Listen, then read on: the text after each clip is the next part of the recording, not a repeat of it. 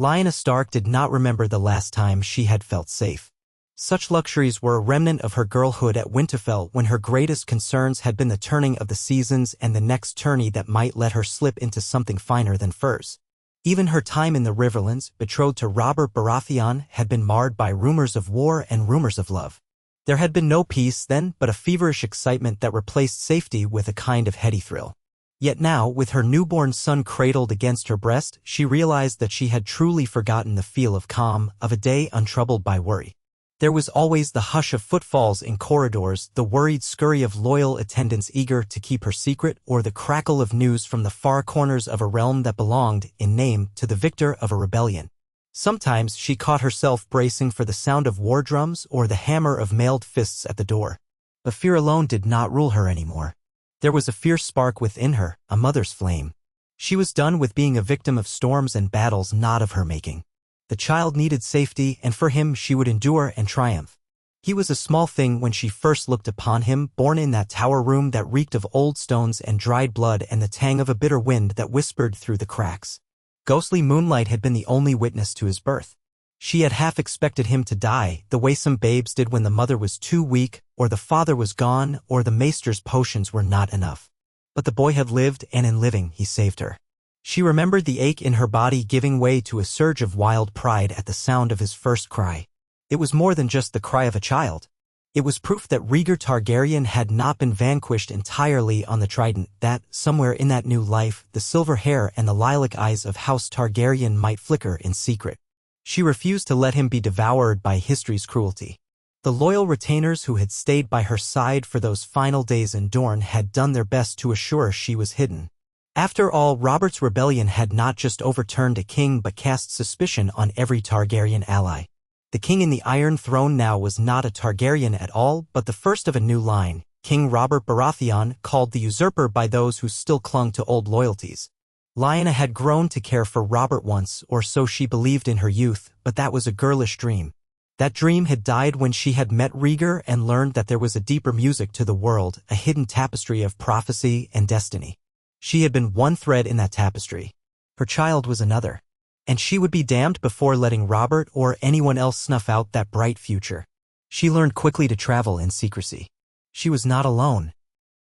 Her new identity had to be carefully woven like the tapestry of lies that followed. The land was reeling from war, the Targaryen lineage all but scoured from King's Landing, the small folk uncertain whom to curse and whom to cheer. If Lyanna Stark had died in that tower, as nearly everyone believed, then so be it. She would remain a ghost.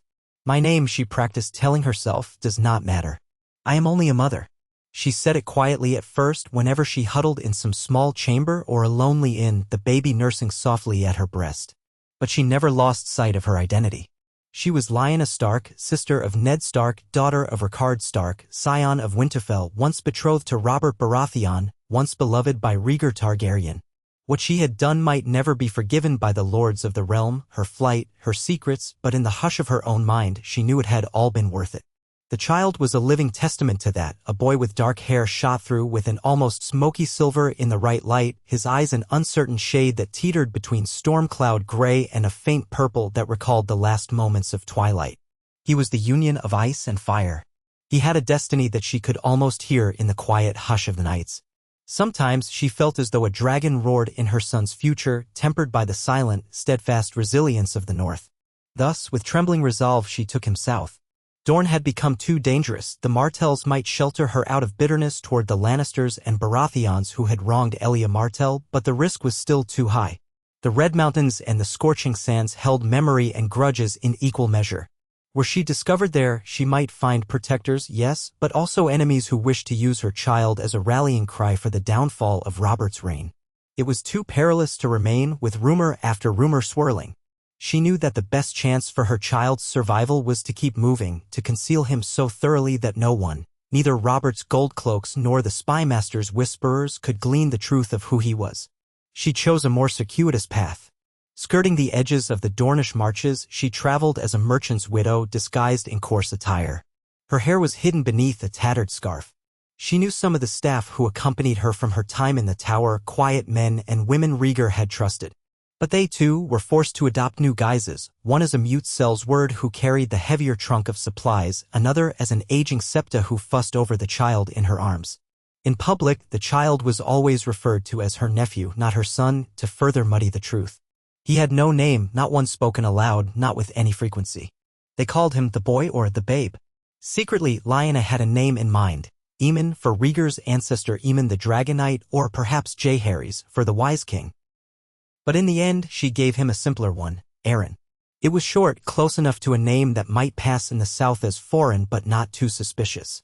Sometimes she whispered other names in his ear when no one was listening, a litany of Targaryen forebears. You may choose your own name, she murmured, when you are grown. Perhaps he would. Perhaps he would forge an identity that blended Stark and Targaryen into something new.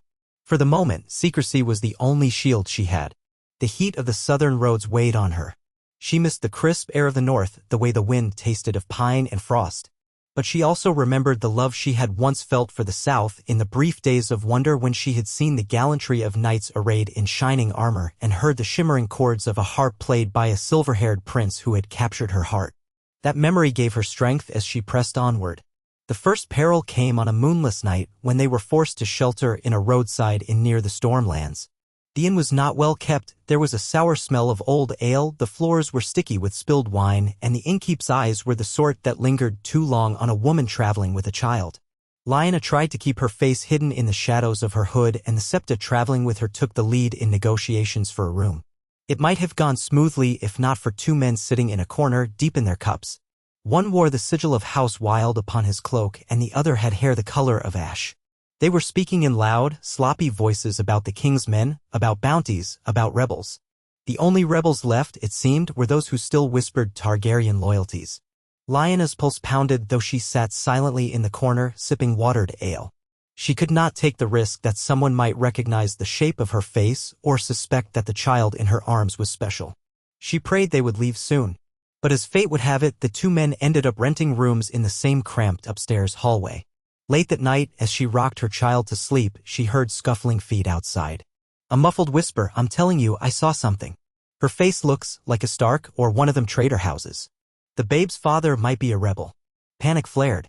If these men caught wind that she was Lyanna Stark or that this child might be a Targaryen scion, there would be no mercy. She eased the babe into the septa's arms, motioned for silence, and took the small dagger she kept beneath her pillow. She slipped toward the door. Over the last few months, she had learned to cultivate a cold caution. It was a gift of her northern blood. Step by step she listened, pressing her ear to the heavy wood. The footsteps continued, along with hushed curses. Then something heavier, a fumbling of metal. She wondered if they were drunk enough to break into her room or if they planned to do so quietly. She let out a measured breath, steeling her nerves, aware that somewhere inside her a spark of the wolfish ferocity of House Stark stirred. If they tried to harm her son, she would cut them down. She would not hesitate. She waited until the door rattled faintly. Then she yanked it open. The men, already unsteady, stumbled forward. The first one, the wild man, reached for a sword. Lyanna's dagger was faster, slashing his wrist. The second man lurched, swinging out wildly. She ducked, the motion surprisingly fluid for a woman who had only truly learned the desperation of combat in the last year. Her time disguised and on the run had taught her more than all her days of courtly visits. With a grunt, she brought the hilt of her dagger against the second man's temple. He staggered while the first man dropped his sword with a clatter, howling in pain. By the time the commotion brought the mute cell's word running, the two men were huddled on the floor, one bleeding profusely from his wrist. Lyanna swiftly leaned over them, her eyes cold. Attempt to follow us, she whispered, and you will lose more than your sword hand. They seemed too drunk and alarmed to do more than whimper. The cell's word took a menacing step forward, but Lyanna shook her head. A murder would leave too many questions. She left the men alive, re-entered her room, and hurriedly packed. Within moments, she had the babe in her arms again, and they left the inn in silence before dawn. They rode southward, the child stirring only once to fuss before settling into sleep as if lulled by the frantic pace. At a brisk canter, they were gone, leaving behind no sign but a single bloodstain near the threshold of a cramped-in room and two men who had learned a sharp lesson about prying where they shouldn't. Some days later, they found themselves riding across a parched stretch of the Rose Road that led deeper into the Reach. Lyanna had debated heading along the coast, but the ports were rife with the king's ships and vigilance was high. The recent war had taught the new regime to watch for Targaryen loyalists who might try to flee across the narrow sea. Instead, she guided them inland. The reach was lush in parts but measured by farmland and old keeps. There, the memory of Highgarden's loyalty to the new king was strong. But the lords and ladies who favored House Tyrell might still resent the partial destruction visited upon them during the war. It was a gamble. Yet everywhere was a gamble. She would find no true sanctuary unless she kept riding. But how far? In hushed conversations with her few companions, she weighed their options. Traveling to Old Town was a possibility. One could lose oneself among the Septons, acolytes, and scholars. Yet Old Town was also the domain of the Hightowers who had ties and allegiances. The Citadel was a place of knowledge, but also of secrets. Someone might discover the babe's parentage if they grew too curious. Another idea was to journey to the Westerlands, though that was a dreadful thought since the Lannisters were Robert's staunchest allies. There would be no mercy for a Targaryen heir found on their lands and no reason to spare a Stark rumored to have died. Then there was the Riverlands, but her brother Ned was there, rebuilding alliances under the auspices of the king, and the tension might be too great. She dared not risk bringing the child to her own kin. If Ned discovered the babe, he might keep the secret, but the risk to him and to the entire Stark family would be immense if Robert ever found out. That left the Stormlands and the Vale. The Vale was under the rule of her sister-in-law Lisa Tully and Lord Jon Arryn, the new hand of the king. That was hardly safe either. The Stormlands belonged to Renly Baratheon, Robert's young brother, too well connected. Every option was riddled with peril. She pondered whether it might be wisest to sail to Essos after all, vanish among the free cities under assumed names and never look back. But the babe was Targaryen by half, with a destiny that might call him back to Westeros one day. Could she truly abandon the land of her birth and let him grow up in a foreign place, unaware of his lineage? If she did that, what would it mean for the prophecy Rhaegar had so fervently believed in? Perhaps the prophecy meant nothing. Perhaps the realm needed no more Targaryen kings. That was the voice of her doubts. But a stronger voice reminded her that the child was the living heir of something grand, an inheritance of fire. The days blurred into each other on the dusty roads. She and her small retinue passed through hamlets and small towns, buying provisions with coin Rhaegar had left for her in that tower. She tried not to use too much gold at once, lest it draw notice. A septa and a mother with a babe, a Sellsword, and a servant, this was their entire party. The Sellsword, though mute, sometimes soothed the babe with a carved wooden dragon he kept on a thong around his neck, rocking it gently in front of Aaron's face, which never failed to elicit wide-eyed wonder. The septa, who had once served Rhaegar's mother, always told quiet stories of the seven to the boy, weaving them in gentle tones that lulled him to sleep. Lyanna listened from the edges, remembering that for all the talk of gods, none had come to her aid when she was alone in that tower, bleeding and crying. The strength she relied on was her own and the faint memory of Rhaegar's silver harp. She pressed on, day by day, forging a precarious existence in the shadows. Another brush with danger came in the form of a traveling band of soldiers wearing the sigil of House Tyrell, a golden rose on a green field. The soldiers were patrolling the roads on some errand. At first, Lyanna was relieved they were not Baratheon men or Lannister men. But soldiers loyal to the new king were a threat no matter their house. Their leader was a tall knight with a close-cropped beard, who politely stopped them to ask their business. The septa responded for Lyanna, explaining they were on pilgrimage to pray at a distant sept for the health of the boy, who had been sickly at birth. The knight nodded, empathy in his eyes, and let them pass with only a cursory inspection. Lyanna caught her breath as he gazed at her a second too long. She forced a timid smile, playing the part of a weary widow, her dark hair half concealed. The child fussed a soft wail. The knight politely retreated, wishing them well. Lyanna only relaxed when they were out of sight, setting her spurs to her mare's flank to put distance between them. Her heart hammered. She wondered how long she could keep up this charade before someone, somewhere, recognized the shape of her jaw or the arch of her brow, remembered the stories of how Ned Stark's sister once looked. As the realm's memory of her face dimmed, the memory of her name grew in legend. That might be her saving grace, or it might be her undoing. Eventually, through winding roads and cautious nights, they found a momentary refuge near the border of the Reach, in a small village overshadowed by a half-ruined September. The building had once been grand but had fallen into disrepair over the years. Only an old septon remained, caring for the place. He seemed too infirm and too harmless to suspect much of anyone. He was grateful enough for a few coins to let them bed down behind the sanctuary. Lyanna used the time to rest, to hold her baby close and feed him properly, to let her horse graze on fresh grass, and to gather her thoughts. The old septon proved kindly, though mostly deaf, and asked few questions. He offered them what paltry fare he could, simple bread, a bit of soup. Lyanna thanked him, adopting the humble speech she had practiced, calling herself Lyanna. The septa with her was introduced as Sister Johanna, which was not her real name but served well enough. The cell's word was referred to only by a gesture and a polite nod. The old septon accepted it all with the mild curiosity of someone who rarely saw travelers. Lyanna realized that it was the first time in weeks she had let herself breathe easy for more than a single night. During the day, she walked among the crumbling stones. Vines choked the outer wall. She wore the babe in a sling across her chest as she wandered. The child babbled softly at the play of sunlight and shadow. She found her heart twisting with emotion. This was not how she had pictured her motherhood. Always on the run, her every waking moment haunted by the fear of discovery. Once, she had dreamed of joy, of proud days in a keep where her child's laughter would echo through great halls. Perhaps that keep would have been Summerhall Reborn or Dragonstone, if the realm had allowed it. But that was lost. Her only joy now was in small daily mercies. That the child lived. That she could still feel the weight of him against her. That she could watch him grow day by day even in danger. She prayed quietly not to the seven but to the old gods of her father's land and to the memory of Rhaegar Targaryen that she might find the wisdom to keep their sons safe.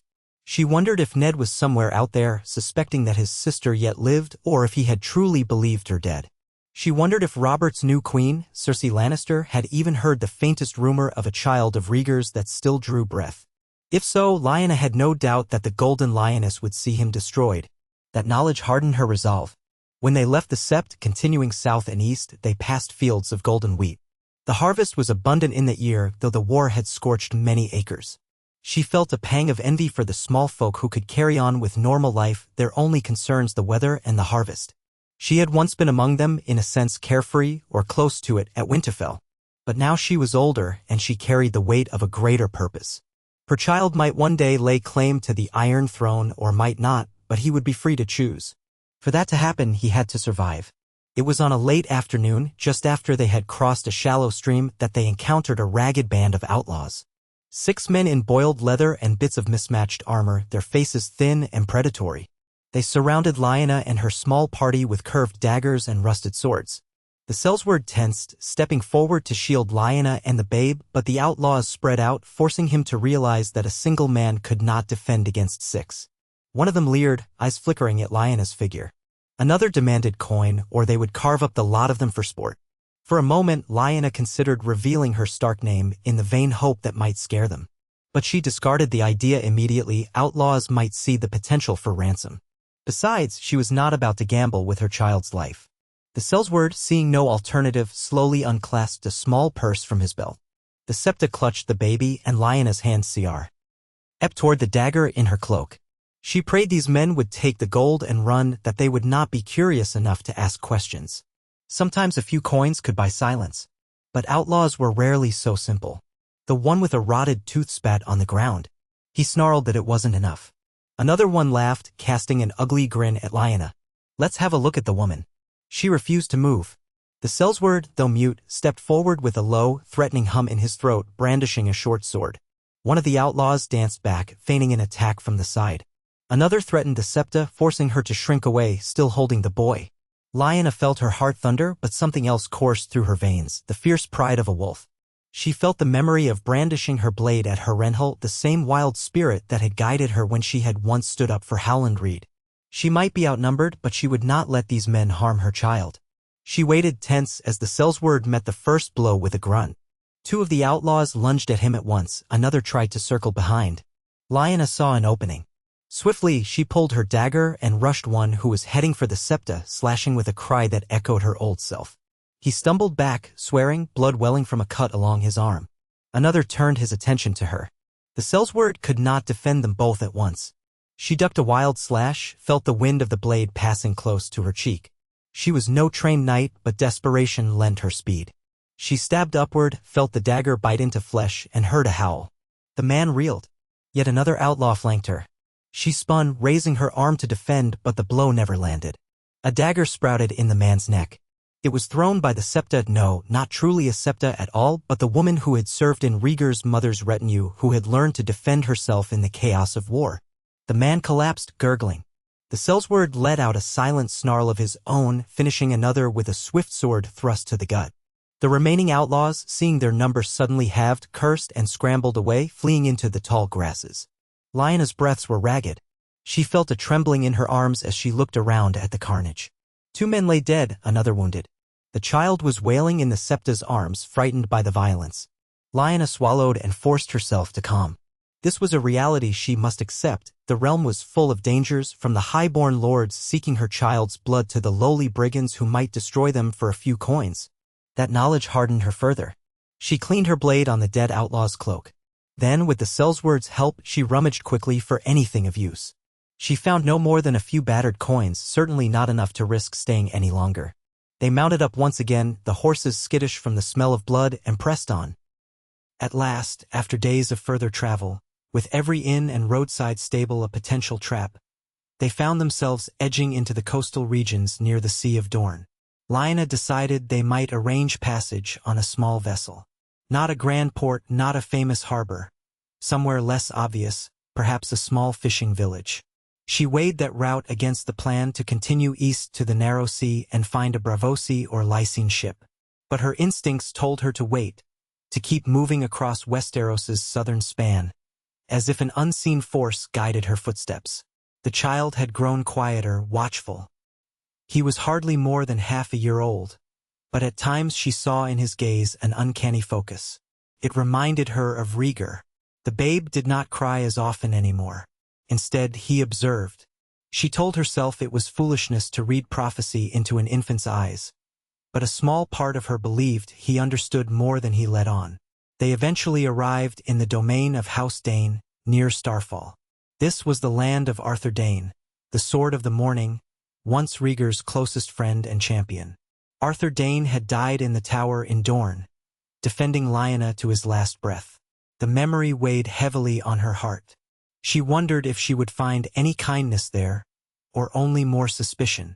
But the desert sands and rocky crags offered seclusion. She and her retinue found lodging in the outskirts of a small Dane vassal village, near the banks of the Torrentine River. The people were standoffish but not hostile, more curious about these quiet travelers than anything else. The Sellsword spent the days gathering supplies while Lyanna remained indoors, tending to the boy. She kept her hood up whenever she ventured outside, claiming she had an old wound that made her sensitive to sunlight. The quiet lull of the village was strangely comforting. It reminded her of the North, in the sense that life was simpler here, far from the intrigues of King's Landing. Summer's heat was almost unbearable, but the nights cooled under the desert stars. Sometimes, by the light of a single candle, she would study the child, noticing how the faint silver in his hair seemed to glow in certain angles, how his eyes were not quite stark gray, nor wholly Targaryen lilac, but something new. She would hum softly to him, lullabies from the north, and once in a while, a half-remembered strain of Rhaegar's harp music. The babe would quiet, transfixed, and she dared hope he had inherited more from his father than just a hint of hair color. But even here, in the dusty hush of the Dane domain, rumors spread. House Dane had lost their greatest knight to the war, and many wondered what role the Stark girl had played. Some whispered that Lyanna Stark had died in that tower, but others insisted something else had happened. Could the northerner woman who arrived with a babe be related to that old tragedy? Lyanna saw their glances, the subtle way the villagers' conversations trailed off when she passed by. She remained calm, but inside dread coiled. She knew they could not stay long. On one evening, a local petty noble, a Dane cousin of some distant branch, came to call on them. He introduced himself as Ser Adam, a mild-spoken man in his 30s with a short, trimmed beard and a dusty purple surcoat. He inquired politely about their reason for visiting, and the Sellsword signed that they were pilgrims. Sir Adam's keen eyes, however, lingered on Lyanna. She forced a modest smile and spoke in a hushed voice, playing the role of a devout widow. But she saw something flicker in the man's expression. Recognition? Suspicion? She could not be sure. That night, she could not sleep. She had a sense that time was running out. If Sir Adam realized who she was, word might spread. Some in House Dane might wish to avenge themselves upon her, blaming her for Arthur's death. Others might see an opportunity for reward from the king. Lyanna decided they must leave at dawn. The Sellsword agreed, nodding with a silent finality. The Septa too said it was best. They packed quickly. But fate had other designs. A group of Dane riders came to the village before dawn, their banners fluttering in the faint starlight. They dismounted near the small lodging house. Lyanna, peering from the window, recognized Sir Adam among them, his posture tense. She did not see open hostility in their stance, but caution.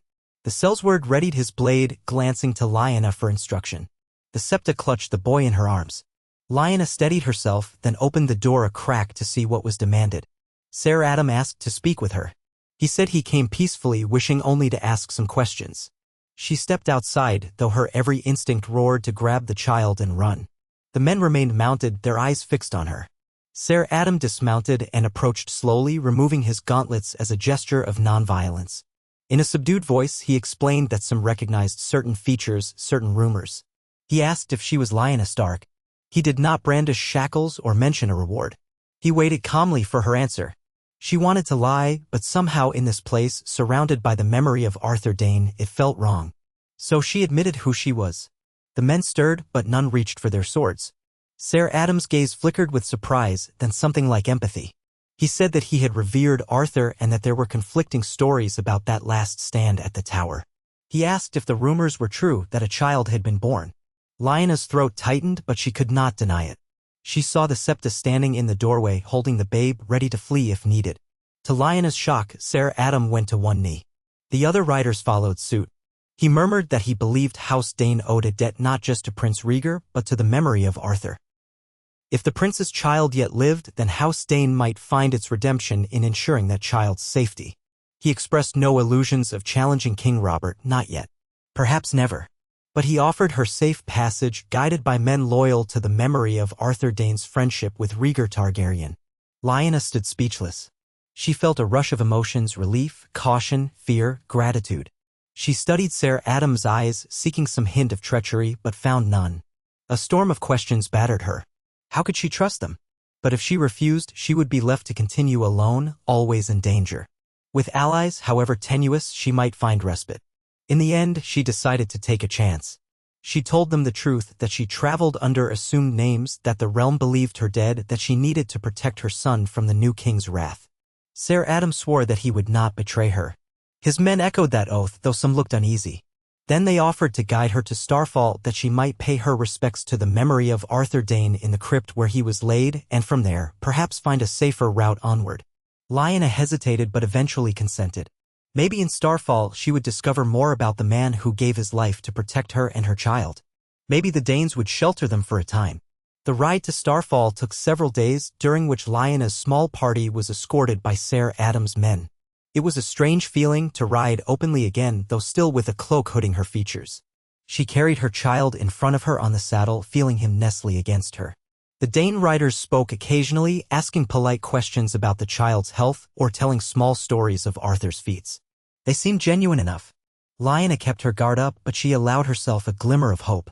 Starfall rose out of the rocky landscape like a pale sentinel. Built of white stone said to have come from the fallen star that gave the castle its name, it glimmered in the morning light, perched near the mouth of the Torrentine. The walls looked old and proud, with slender towers that reached toward the sky. As they approached, Lyanna felt her heart flutter. She had never been here, yet it felt strangely fated that she should come, as though finishing what Rhaegar and Arthur had started. If the child was half Targaryen, half Stark, then House Dane now cast a quiet watch over him as well, a silent third vantage in the tapestry of his lineage. They were received in the courtyard by a distant cousin of the main Dane line, for the head of the house was absent, away attending some duties in the prince's pass. The greeting was civil if restrained. Lyanna introduced herself under her real name for the first time in what felt like ages, her voice husky with uncertainty. The Dane cousin, Lady Illyria, eyed the child with curiosity. She was a slender woman with sharp cheekbones and pale violet eyes that marked her lineage. She led Lyanna inside, offering simple hospitality. Lyanna felt a deep exhaustion settle over her as she crossed the threshold. Perhaps for a brief moment she and her son could rest in relative safety. Over the following days, Lady Illyria asked gentle questions. How did Arthur die, exactly? Was it honorable? Was it swift? Did he know the child had been born?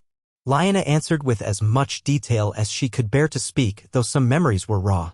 She described Arthur's unwavering loyalty, how he had stood guard over her even when the realm was falling apart, how he had faced Eddard Stark and his men. She spoke of the final moments, how the King's Guard had refused to yield. She described the pang in Ned's eyes when he realized that they would have to fight, how Arthur had fought with a skill and grace that seemed otherworldly, how he had finally succumbed to mortal wounds. Lyanna's voice broke as she recalled how she had pleaded for them to protect her child. Eddard had assured her that he would, but destiny had intervened in the form of her own desperate flight. Lady Illyria wept quietly, pressing a lavender-scented handkerchief to her eyes. She declared that if Arthur chose to defend the child, it was only fitting that House Dane abide by that choice. She offered a wing of starfall for Lyanna and the babe, promising that no word would leave these walls without Lyanna's consent. At first, Lyanna could hardly believe it. Had she truly found allies so unexpectedly? Yet as the days passed, she saw no sign of betrayal. The small folk of Starfall were discreet. The castle had known grief and loyalty in equal measure. A hush lay over the halls as though the ghost of Arthur Dane lingered, reminding them of the price of oaths. In those days, Lyanna began to breathe again. She and the Sellsword took rooms on the same corridor. The Septa had her own chamber nearby. The babe had a cradle, a sturdy wooden thing that had once belonged to a Dane cousin who died in infancy. Lyanna took it as a sign of quiet acceptance, though it gave her a pang of sorrow to realize how fragile children could be. Perhaps that was why the Danes did not question her further, why they seemed to hold her child with particular gentleness when they visited. They had known too many tragedies of their own. But as the child grew, so did the challenge of concealment. Even in the safety of Starfall, rumors could spread. Lyanna's son, half Targaryen, carried an aura that drew notice. It was in the shift of his eyes, the occasional glint of silver in his hair. Some swore they saw glimpses of purple when the sunlight struck him just so. Whispers began to swirl in the corridors that this was a Dragonborn child, that the blood of the ancient kings ran in his veins. Lady Illyria tried to quell the gossip, but you could no more stop a rumor in a castle than you could stop the tide from rising. Lyanna felt her anxiety mounting again. She sought solace in the castle's library, a small but treasured place where old scrolls recorded the deeds of House Dane and its famous knights. Arthur's name featured prominently, along with accounts of how Dawn, the ancestral sword, was bestowed only on a knight deemed worthy of the title Sword of the Morning. Lyanna's eyes lingered on passages praising Arthur's chivalry, his closeness with Prince Rhaegar, and the unwavering devotion to House Targaryen. She realized anew why Arthur had died for her. In many ways, he had died for the realm he believed in, one ruled by a Targaryen king. That king was gone, replaced by Robert, but the child remained, the last flicker of that dream. She felt both humbled and burdened by the knowledge. As the weeks passed into months, it became clear that staying in Starfall indefinitely was not wise. The Danes might protect her, but if word ever reached the wrong ears, King Robert's fury would be swift and the entire house could face ruin. Lady Illyria delicately raised the subject, saying she would shelter Lyanna as long as needed, but that perhaps a longer-term plan was essential. The Sellsword, still mute but fiercely protective, gestured that they might seek passage to Essos as Lyanna had once considered. Or they might travel north in secrecy, risk contacting Ned. But Starfall's mistress pointed out that Robert Baratheon had a long memory and any Stark presence in the north was heavily monitored by the new court. Then there was Dorne. The Martells might be sympathetic, but that was a gamble. Betrayals could arise. Oberyn Martell was notoriously volatile and Doran Martell famously patient, but patience could be as dangerous as fury. Lyanna wrestled with these choices. Her greatest fear was that her child would never have a home, would wander endlessly while enemies whispered of the last Targaryen. But to remain hidden forever was impossible. She resolved to keep the child's identity secret for as long as she could, to let him grow, to let the realm forget. If someday he wished to claim his birthright, that would be his choice. If, instead, he chose to remain a quiet shadow, that would be his choice as well. Lyanna wanted only to ensure he lived long enough to choose. Thus, a plan was formed. Lady Illyria knew of old smuggling routes along the coast. She had connections with a sea captain who was rumored to be discreet and loyal, someone who might ferry Lyanna and the boy across the narrow sea under false identities. Once in Essos, they could vanish in the labyrinthine cities, bide their time. The Sellsword agreed to stay by Lyanna's side, protecting her and the child. The Septa, too, pledged her loyalty. It would be a daunting life, but perhaps safer than lingering in Westeros under a silent threat.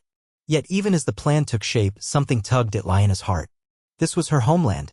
Should she truly abandon it forever? A memory surfaced. The words Rhaegar had once murmured about the prince that was promised, about balancing ice and fire. Could that promise ever be fulfilled if the child was taken away from the land of his father's ancestors? She wrestled with doubt. But safety came first, or so she told herself. On the eve of her departure, Lyanna visited the crypt in which Arthur Dayne was interred. A hush blanketed the cool stone hallway as she descended the steps. She carried a single torch, its flame dancing on the walls.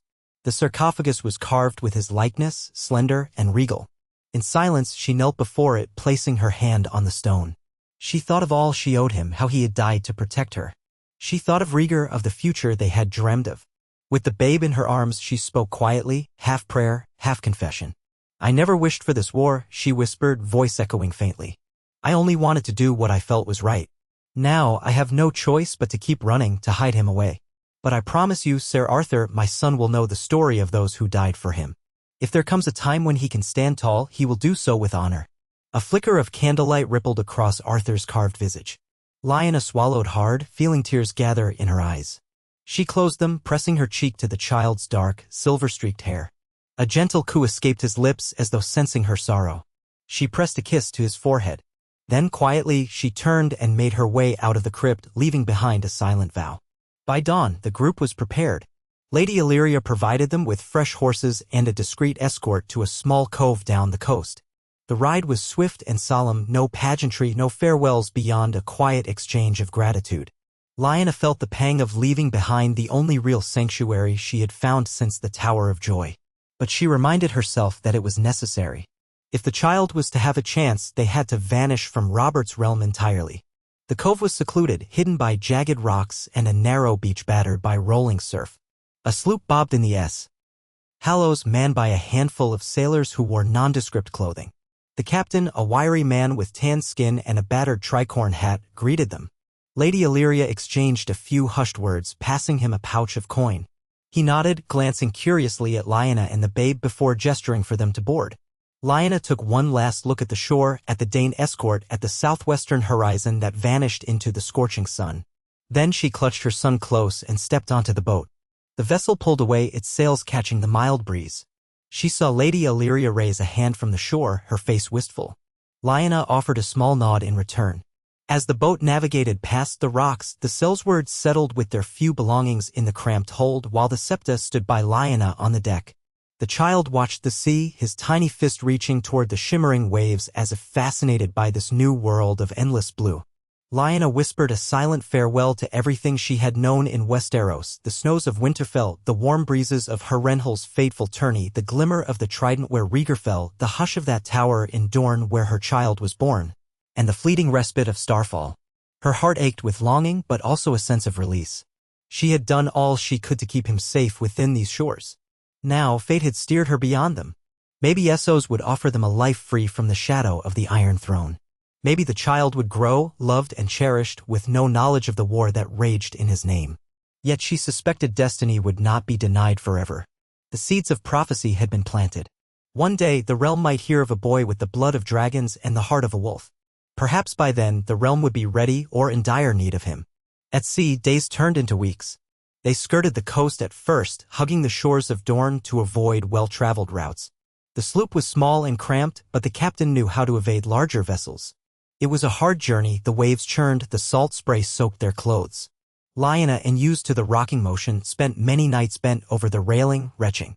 Still, she kept the babe close, protected beneath layered blankets and cloaks. The Sellsword and the Septa endured as well, though weariness weighed on them. The crew, for the most part, gave them space, content to earn their gold without prying. During the quieter stretches, Lyanna would sit near the bow, letting the sea breeze tousle her hair. The child would gape at the horizon, mesmerized. She could almost imagine a future for him here, far from the politics of kings and queens. Maybe she could find a little cottage in some Associ town, a place to raise him as a simple fisher's son. Maybe she could teach him about the Starks and Targaryens when he was older, letting him decide what it meant. For a moment she allowed herself to dream of an ordinary life. But destiny does not often bow to dreams. One evening, as the sun dipped beneath blood-red clouds, the captain spotted a ship in the distance, one that flew the crowned stag banner of House Baratheon. Panic swept the deck. Had they been found? The small sloop could not outrun a war galley if it was determined to catch them. The captain ordered the sails trimmed, hoping they could slip away under cover of twilight. Tension built. Lyanna hugged her child close, heart pounding at the thought of Robert's men seizing them on the open sea. She pictured the child being ripped from her arms, carried back to King's Landing to face a vengeful court. The Sellsword hovered near her, sword at the ready, though in a naval engagement that sword would do little good.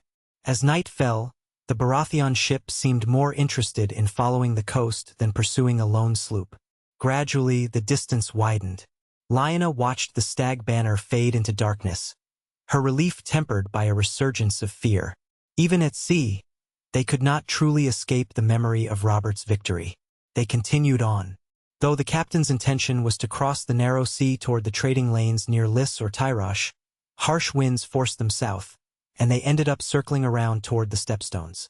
This cluster of rocky islands was infamous for pirates and smugglers, but it also offered hidden coves that might shield them from prying eyes. They anchored in one such cove to take on fresh water. The Sellsword went ashore with 2 sailors, while Lyanna stayed on the ship with the babe. She was dozing on the deck, lulled by the afternoon sun, when she heard a sudden shout. Pirates were upon them. A swift longboat emerged from behind a rocky outcrop, carrying a score of hard-faced men armed with grappling hooks and cutlasses. They began to board the sloop in a flurry of shouting. The few sailors left on board scrambled to defend themselves. Lyanna's pulse thundered. She seized the babe, rushed below decks to find the septa. The septa was already crouched behind barrels, clutching a small dagger. Lyanna passed the child to her, then scanned for a weapon. There was a rusty short sword on a crate. She grabbed it, ignoring how unwieldy it felt in her grip. The sound of steel clashing above made her stomach twist. Feet pounded on the deck. A guttural voice barked orders. She heard the captain cry out in alarm. Soon, bootsteps thundered down the narrow stairs. Lyanna pressed herself against the wall, heart hammering. The first pirate to appear was a tall man with a thick beard and a bandana, reeking of brine and sweat. He spotted Lyanna, raised his cutlass. She parried clumsily, feeling the shock of the blow rattle her arms. Another slash which she barely dodged. A surge of protective fury burst within her. She would not let them take her son. She struck back, the short sword biting the pirate's side. He yelled, staggering. Another pirate jostled behind him. Lyanna swung wildly, but a strong hand knocked the sword from her grip. She braced for death, for captivity, for something horrible. But the Sellsword burst in at that moment, returning from the shore with blood already staining his blade. He was unstoppable in close quarters, cutting down the pirate who had disarmed Lyanna. Chaos ensued in the cramped space. The septa shielded the child, who wailed, sensing the violence. In the end, the pirates found themselves outmatched by the combined fury of the Sellsword, the still-living crew, and a mother's desperation. They retreated, leaving behind 2 of their own dead. The sloop was damaged, but not irreparably. The aftermath was grim. Several of the sloop's sailors had been wounded or slain, the captain sporting a nasty gash across his arm. Lyanna checked herself for injuries, only bruises and a shallow cut on her forearm. The babe was safe, though trembling. After that attack, the captain insisted they leave the Stepstones as soon as possible. The vessel limped out to sea, battered but afloat. Lyanna spent her nights tending to the wounded, trying to keep the child calm. The Sellsword stood silent watch, sleeping little. The septa whispered prayers of thanks that they had survived. Lyanna, in the silence of her bunk, wondered if this was to be her life forever, one mortal peril after another, never able to rest. Fortune shifted again when they finally made it to the calmer waters near Tyrosh. The colorful city rose on the horizon, spires glinting in the sun, known for its dyed fabrics and flamboyant fashions. The port was busy with trade ships, mercenaries, and travelers from all corners of Essos and beyond.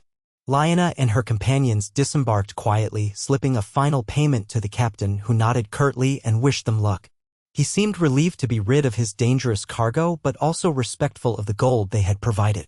Tyrosh assaulted Lyanna's senses with its perfumes, its shout of hawkers, the swirl of languages she couldn't understand. She clutched the child against her, feeling him cling to her cloak. The Sellsword secured a room in a modest inn while the Septa gathered what little was left of their supplies. Lyanna gazed at the bustle of the foreign streets, a mixture of awe and unease stirring within her. She was truly far from the north now, far from her father's halls, from Robert's new court, from everything she had known. Yet at least here no one cared who she was. She was just another foreigner in a city of countless strangers.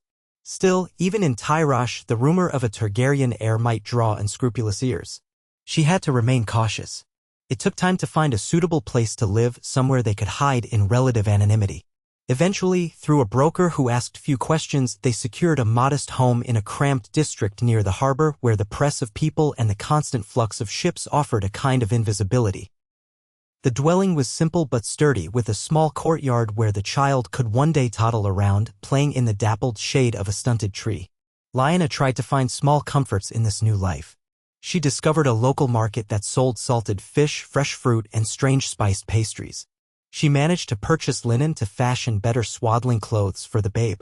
She even found a second-hand harp not unlike the one Rhaegar had played, though she could hardly coax more than a hesitant melody from it. She persisted, plucking strings, letting the child hear the gentle notes. He would stare wide-eyed, sometimes smiling. In those moments, Lyanna felt hope. Yet the fear never left her.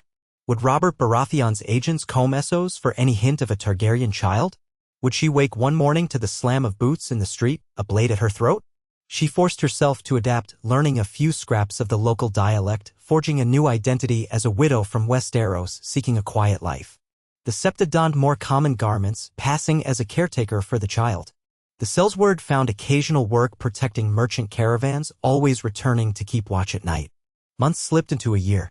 The boy began to walk, wobbly at first, then more confident.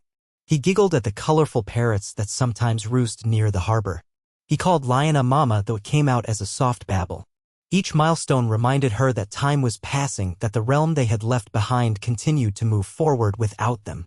She wondered if Robert's reign was peaceful, if Ned was content as Warden of the North, if her old friend Barbary Dustin still harbored resentment, or if her father's ghost wandered the halls of Winterfell. She wondered if the White Walkers her father used to mention in half-serious stories were stirring beyond the wall.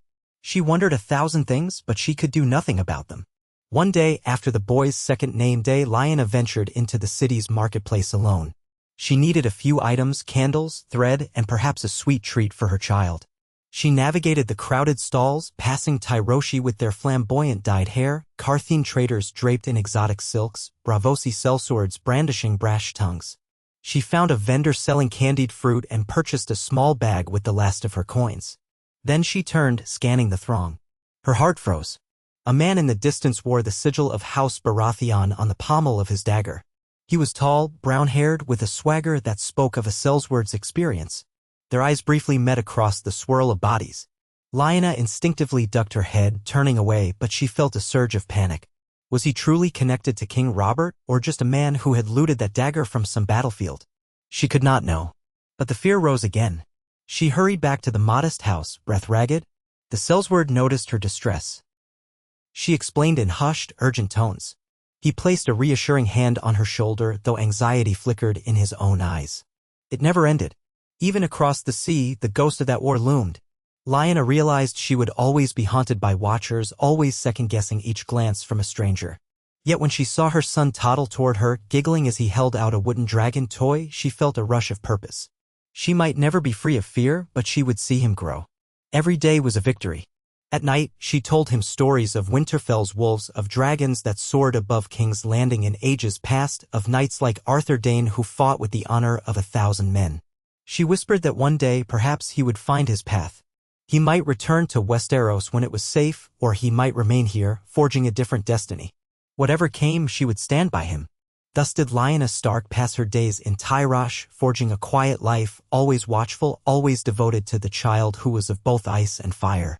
She no longer called him by any Targaryen name in public, though in private she sometimes whispered Aegon or Jaehaerys or even Rhaegar, as if trying on possibilities for a future that was not yet written.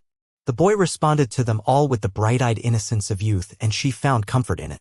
Years later, when the boy was old enough to ask why they lived here, why she spoke with a northern accent, why he had strange dreams of flying over a field of snow, she would draw him close and speak of secret heritage.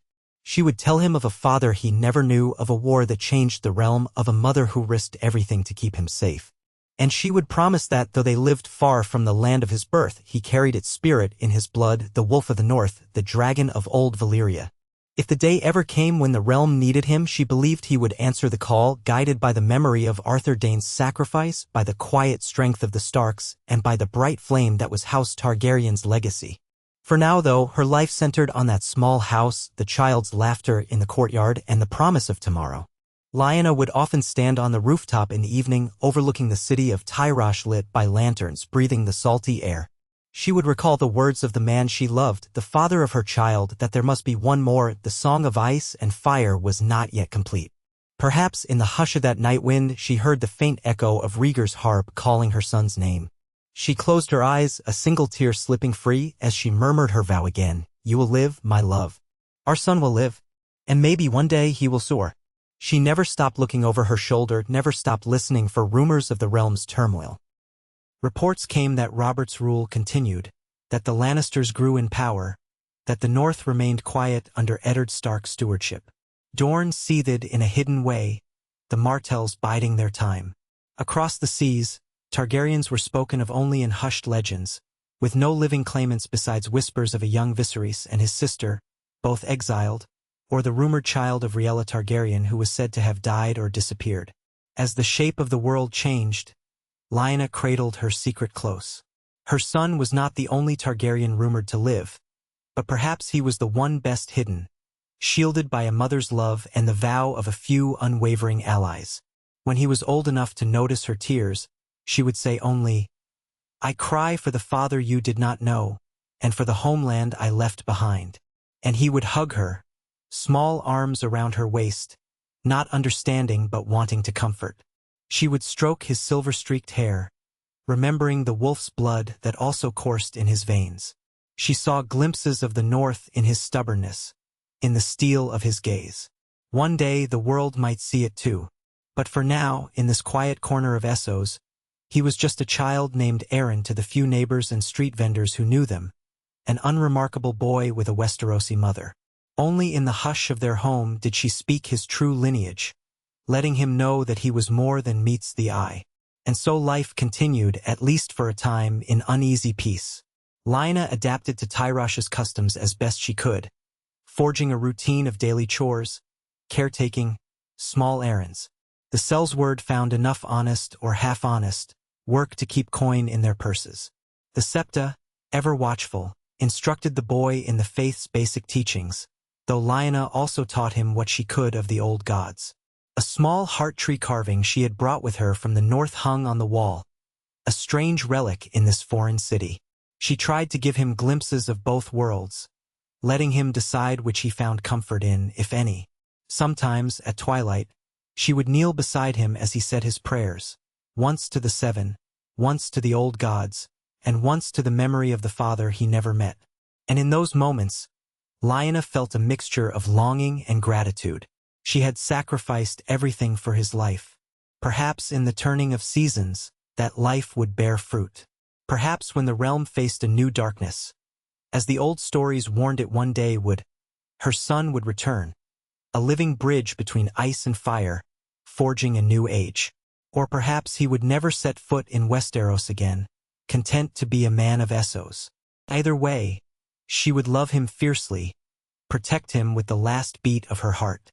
On the nights when the harbor breezes grew quiet and the city seemed to doze, she would rise from her bed, wander to the child's room, and watch him sleep. In the faint lamplight, she could see the flutter of his eyelids, the even rise and fall of his small chest. Sometimes in those moments, the memories of the Tower of Joy would swirl around her, a swirl of blood and sorrow and triumph. She would recall Arthur Dayne's final stand, Rhaegar's last words, Ned's promise, and her own vow to shield the boy from all harm. She had come so far, had braved so much. Yet here he was, alive and dreaming. It was enough, she told herself. It had to be enough. But in the back of her mind, always, she could hear the faintest echo of a dragon's roar mingling with the mournful howl of a wolf, a sign that one day the realm might call them back. Until that day, mother and child would cling to their sanctuary in the labyrinthine streets of Tyrosh, forging a new life from the ashes of old loyalties. And somewhere, in the quiet hush of those foreign nights, the song of ice and fire continued to echo, waiting for the hour it would be sung again. The nights in Tyrosh could be uncommonly still for all the din of the streets by day. Once the merchants closed their stalls and the tavern lamps guttered out, a strange hush settled over the winding alleys and painted towers as though the city were holding its breath against the weight of the darkness. Lyanna came to relish that hush. It gave her a sense of privacy she rarely felt under the bright sun, where every curious glance might threaten to peel back the layers of her concealment. At night, with the salt breeze stirring the laundry lines overhead and the harbor waters lapping at the docks, she could let her shoulders loosen if only a little. Her son, whom she still called Aaron in public, often fell asleep well before the hush arrived, his small body worn out by the day's adventures in the cramped courtyard. He was learning to speak Tyroshi words alongside the common tongue, weaving them together in the muddled accent of a child for whom home was neither Westeros nor fully Essos but a point between. Lyanna listened with quiet fascination when he babbled happily at the septa, switching between yes and marrow or counting fish in the harbor in a mixture of tongues. She wondered sometimes if this was a gift or a burden, growing up without a single, clear sense of plaque. Then she remembered the alternative, hiding in terror amid the Seven Kingdoms, or worse, captured by the king's men, and she knew she would rather see him safe here, even if home was a foreign street that smelled of peppers and brine instead of pine and snow. In the years that followed their arrival, she rebuilt a life from scratch. They had no ancestral hall to stake a claim in, no formidable keep to guard them, only a narrow 3-story house in a labyrinth of other narrow homes with colorful shutters and narrow windows. But it was enough. Each morning, she rose at dawn, combed Aaron's hair, prepared a simple meal of boiled barley or whatever they could afford, and then faced the city. She found ways to earn coin by mending clothes, sewing repairs for local fishermen, or cleaning and laundering linens for a few small-time merchants. The sellsword, whom she now called Arno, though she was never certain of his true name, took on short contracts in the city's vicinity, guarding caravans loaded with dyed silks, or protecting smaller vessels against pirates in the stepstones. Though Arno was mute, his skill with the blade spoke loudly enough, and his reliability won him a measure of respect. He would leave sometimes for weeks, always returning with a silent dip of his head and a pouch of coin that he offered without fanfare. Lyanna accepted it with quiet gratitude. The septa, still calling herself Johanna, did household tasks, looked after Aaron, and whenever possible, taught him lessons in reading, numbers, and histories. She was of Westeros, but she had gleaned a good deal about Essos as well, so Aaron's education was broad, if informal. Tyrosh was not a tranquil place, though. The city had its own political spats and mercantile rivalries, and behind the bright facades lurked crime lords who trafficked in everything from stolen cargo to slaves. Lyanna kept her head down, mindful that a single misstep could draw unwelcome eyes. She reminded herself daily that Robert Baratheon's men might pass through the city at any moment. She rarely crossed the same district in the same pattern, tried not to frequent any one shop too often. Nonetheless, after several years, she gained a small network of acquaintances, a neighbor woman who taught her how to cook a Tyroshi stew, an older fisherman who sold her fish at a discount whenever she showed up at daybreak, a seamstress who complimented her stitching and occasionally offered her extra cloth scraps. For all her wariness, that sense of belonging in little daily ways sustained her. She watched Aaron grow from a bright toddler into a lean-limbed boy with curious eyes. That faint silver glimmer in his hair never vanished.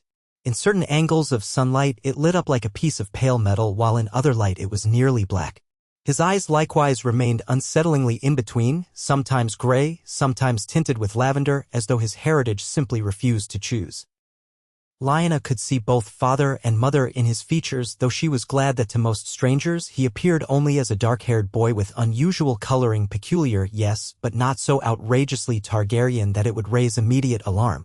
He was shy, yet behind that reticence lay an uncommon perceptiveness. He watched the world with a patient intensity that reminded her of Rhaegar, who had often gazed into corners of a room as if listening to music no one else could hear. She told Aaron stories of dragons only in private. Sometimes at bedtime she would sit on the edge of his small straw mattress, the shutters latched to keep out prying ears, and spin tales of Balerion and Vagr and Meraxes. She described the conquest and how, in ages past, Targaryens had soared above the 7 kingdoms on leathery wings. Aaron would listen with wide eyes, occasionally interrupting to ask about the wolves she mentioned from time to time, those belonging to House Stark. She tried to balance the narratives, wanting him to understand that he had northern blood, too. She told him about the harsh snows of Winterfell and the strong sense of duty that ran in the Stark line. "You're part of that line," she would say softly, stroking his hair. "You have their courage in you, just as you have the Targaryen fire." Aaron's expression would turn thoughtful as if he felt the weight of that notion. She did not tell him all the politics, not yet. He was just a child. He need not bear the realm's troubles on his narrow shoulders. Yet a part of her dreaded the day when she would have no choice but to explain why they must remain hidden, why her name was not truly Lyanna, why Aaron was a stand-in for something far more dangerous. She watched him play with his wooden dragon figurine and carve patterns into the sand with a stick, wishing she could freeze time before duty or prophecy loomed over him. But time marched on as it always did. Aaron turned 6, 7, 8. He spoke Tyroshi so fluently that sometimes he preferred it to the common tongue. He roamed the harbor markets with an airy confidence, weaving between sailors and crates without fear. Lyanna, though protective, had to acknowledge that he was growing in a place that demanded a certain independence.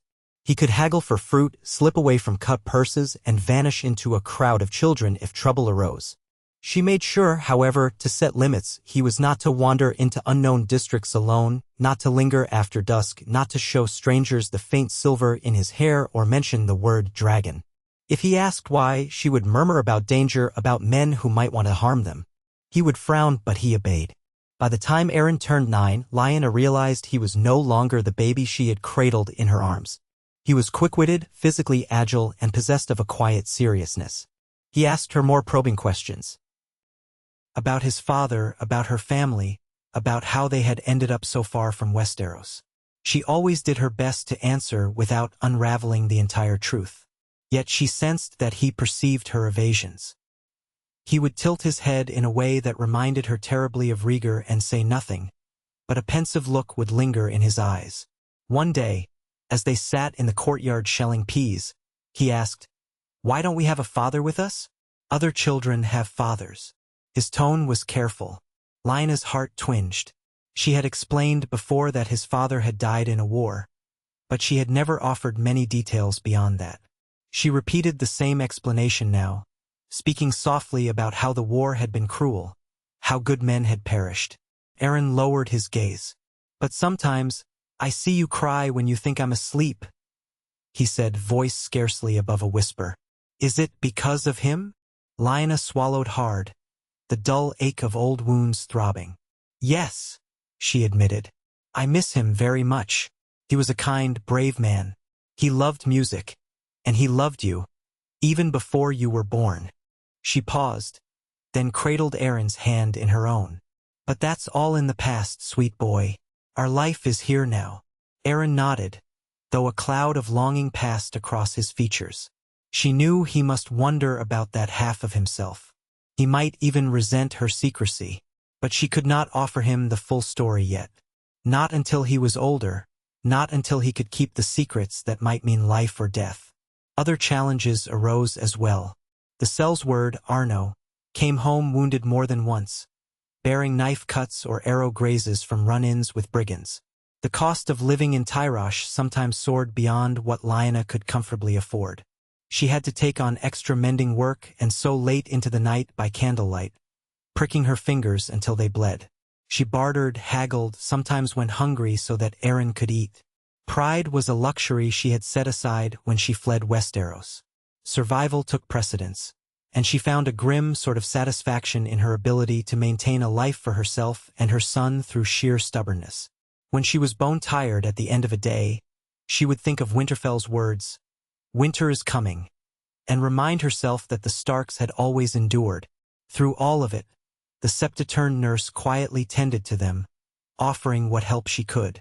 Johanna was older now, her hair streaked with gray, but her dedication had never wavered. Lyanna sometimes wondered what had bound her so strongly to Rhaegar's cause, even after his death. Perhaps Johanna, like many who served the Targaryens, had believed in the deeper prophecies Rhaegar carried in his heart. Or perhaps it was simpler than that, a sense of loyalty to the child who might one day represent something more noble. Lyanna was grateful for her anyway. She had grown to love Johanna as a trusted confidant, a maternal figure who never pried or judged. Aeron turned 10 in the midst of a balmy summer, the hottest Lyanna had yet experienced in Tyrosh. The entire city felt as though it was wilting under the glare of a cloudless sky. Even the breezes from the harbor were stifling, carrying the stench of rotting fish. They could hear the clamoring of gulls and the swearing of sailors from dawn until nightfall. Lyanna's coin purse had shrunk significantly, forcing her to skip meals. Yet she took solace in small joys, Aeron laughing when Arno showed him how to whittle a small wooden wolf, Johanna humming old songs while she baked flatbread over the courtyard brazier, or the bright flowers that sometimes bloomed in the cracks of Tyrosh's ancient walls. But that summer also brought a stranger to their door, a man with a Bravosi accent who claimed to be selling spice extracts. He had a hawkish face, wearing a threadbare cloak dyed a dark blue that might once have been bright. He asked if they needed any saffron or fenugreek. Johanna politely declined at the threshold, but the man kept leaning forward, peering into the shadows of their narrow foyer. Lyanna, who had been seated in a corner, out of sight, felt her blood run cold. Something about him struck her as off. His posture was tense, his smile forced. She crept closer, hand on the dagger she kept hidden beneath her apron. "You have a child, yes?" the man asked, his voice grating. "I heard the boy outside once. Perhaps you need some sweet herbs for him to keep him calm." Johanna gave a polite, dismissive reply, saying the child was well-behaved and they needed no potions. The man persisted. Lyanna edged forward, letting him see a glimpse of her face, which she kept partially covered by a loose scarf. "Spice extracts, or maybe something more potent," he pressed. A sudden flash of memory returned to her from years ago, the men who had almost recognized her in an inn. She could sense predatory curiosity in the Bravosi's gaze. He was not a mere peddler. She stepped forward fully, letting him see that she was not a meek woman. "We don't need your wares," she said in a low voice. "Be gone." She didn't blink, letting her northern steel show in her eyes. The man's expression sharpened, as if evaluating her. Then he gave a mock bow and stepped away, a hint of a smirk on his lips. That night, Lyanna could not sleep. She pressed her ear to the shutters, listening for any sign of footsteps outside. Nothing came. But she had a sense that the man might have recognized something about them or suspected they were not just a poor Tyroshi family. Over the next days, she rarely let Aeron out of her sight. She had Arno remain on the premises whenever possible. She prayed to any gods who might listen that they were overreacting, that it was just a pushy salesman. Yet the memory nodded her. A fortnight passed without event and she began to exhale. Then, one evening, she returned from purchasing a few vegetables to find Arno unsettled, pacing in the courtyard. He gestured at the door, his expression grim. Someone had tried to pick the lock while they were out. Arno had found the telltale scratches on the handle, tiny metal shavings on the threshold. Lyanna's stomach turned. They searched the house from top to bottom. Nothing was missing. It seemed whoever had attempted entry had been interrupted or had discovered nothing worth stealing. But it felt like a warning. Perhaps that Bravosi had connections in the underworld, had gleaned a rumor that there was something valuable or secret in this house. Or perhaps he had recognized Lyanna's accent for what it was, the older, aristocratic style of a highborn northerner, disguised but not entirely erased. The city teemed with spies and cut purses alike. It was easy to vanish but also easy to be preyed upon. Lyanna wanted to bolt immediately, to gather her child and her few precious possessions and flee yet again into the unknown. But she also knew how precarious that would be. With little coin, traveling meant passing dangerous roads. Where would they go? Myr, Lys, Volantis? Each city had its own pitfalls. And the last time she'd taken to the sea, pirates had nearly killed them all.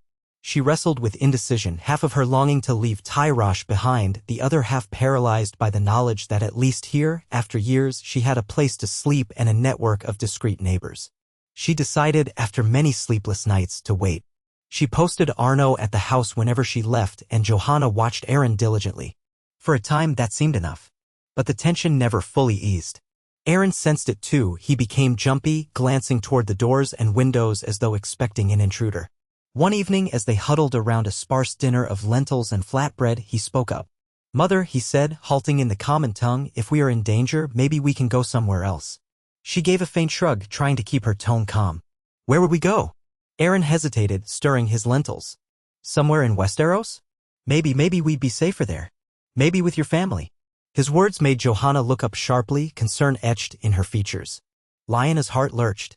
She did not want to snap at him, but the suggestion rattled her deeply. Return to Westeros? Was that not the one place they dared not go? It isn't safe, she replied, mindful of the watchful gaze of the boy. There are people there who would hurt us or try to. We have to remain hidden. She expected him to push for more explanation, but he fell silent, shoulders drooping. A pang of guilt rippled through her. She yearned to explain, to hold him tight and tell him everything. But the moment passed. That night, after the child was abed, she whispered her worries to Johanna. The older woman nodded gravely, acknowledging that the boy was old enough to realize they were in constant fear. Perhaps soon he would need to know more. Lyanna closed her eyes, pressing her fingertips against her temples. The walls were closing in on her. She thought of Rhaegar, of that haunting sense of destiny that had drawn her into his orbit. Now, that same destiny hovered like a faintly shimmering sword over her son's head, intangible yet ever-present. Weeks stretched on, with no further sign of the Braavosi. The attempted break-in remained a mystery, no further attempts followed. Still, Lyanna was uneasy. She tried to quell her paranoia by focusing on daily tasks.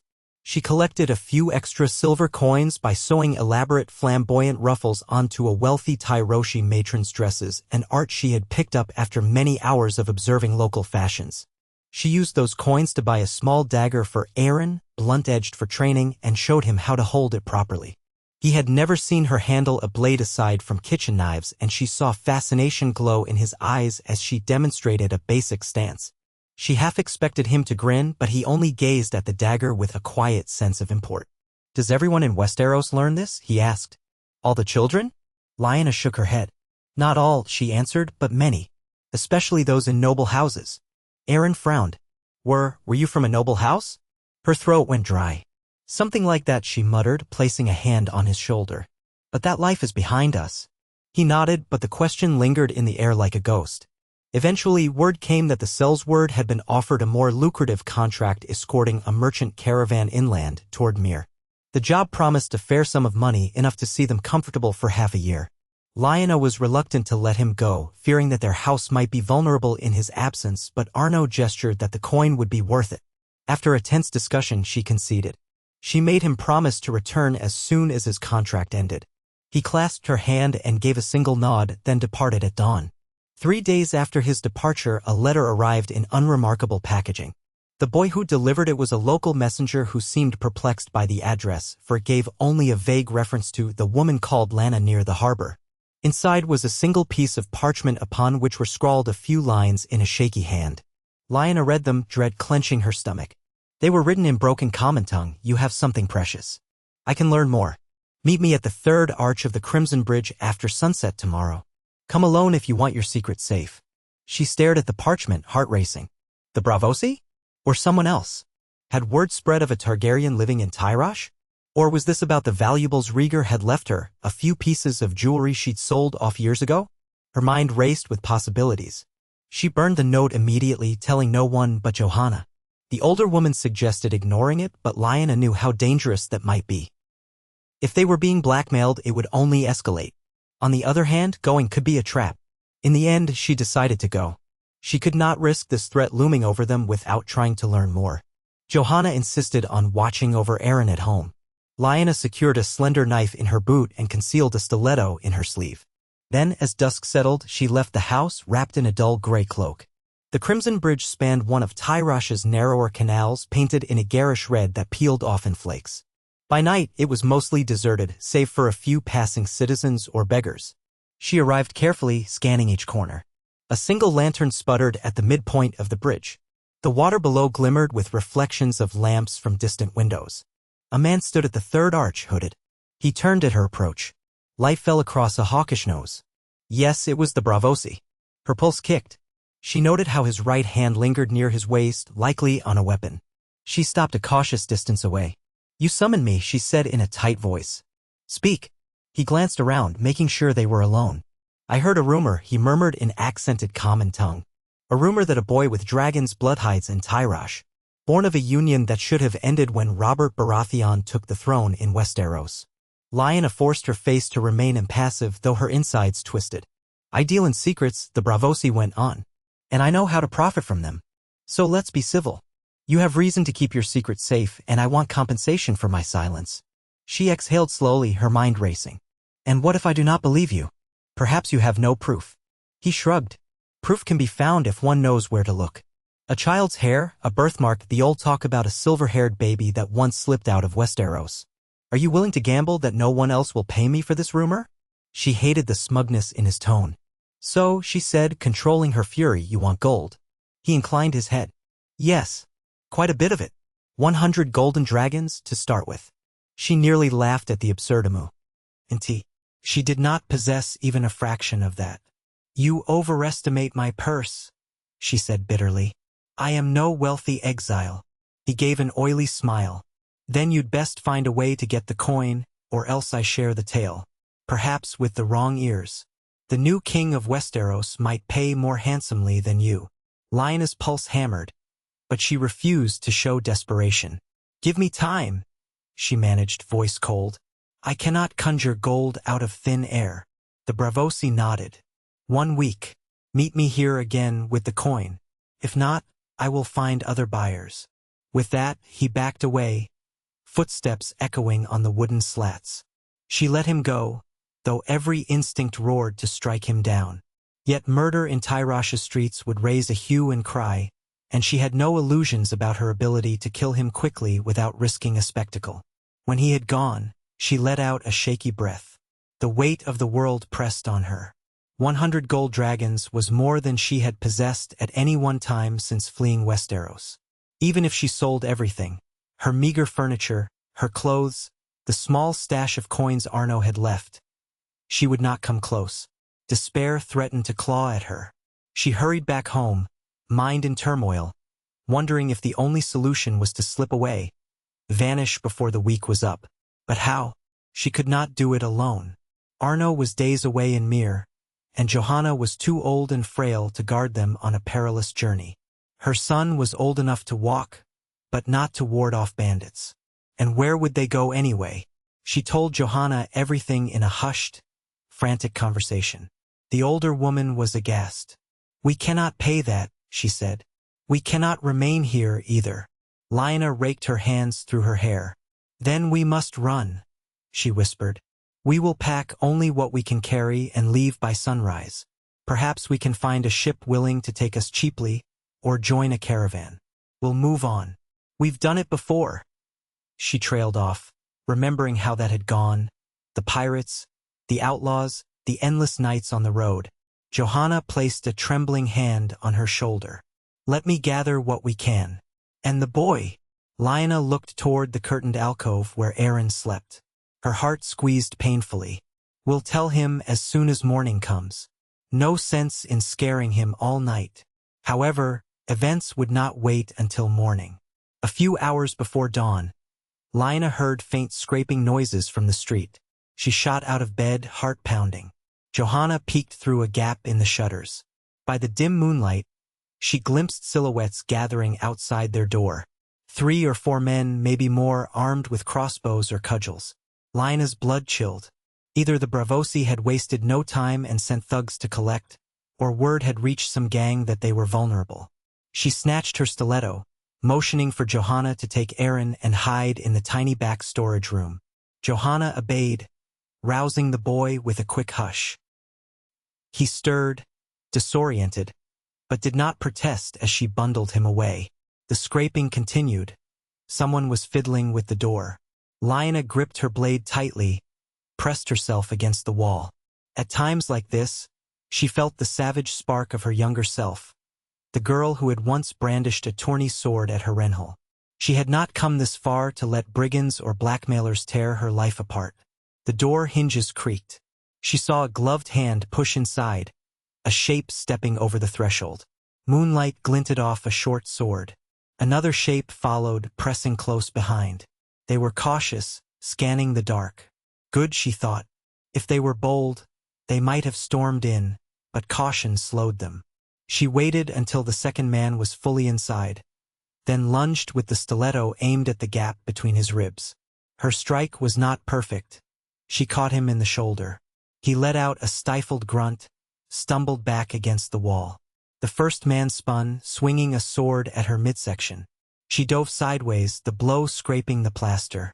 A third figure entered behind them, cursing in Tyroshi. Lyanna recognized the voice of the Bravosi. Her fury spiked. He'd come in person to see them subdued. She scrambled to her feet, brandishing the stiletto in her right hand. The man she'd stabbed slid to the floor, bleeding heavily. The first man barked an order and the third advanced. Lyanna feinted as though she would slash at him, but he stepped deftly aside, bringing his elbow around to smash her temple. She reeled, pain bursting behind her eyes.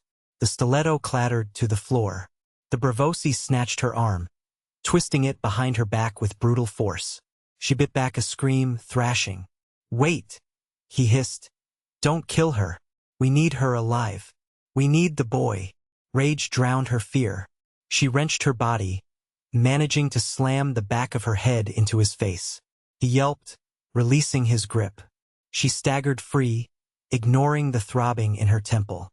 The second man, the one with the short sword, lunged. She had no weapon now, so she ducked.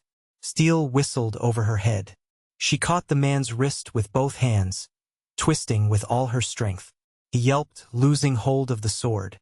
She snatched it up, turned it on him with trembling arms.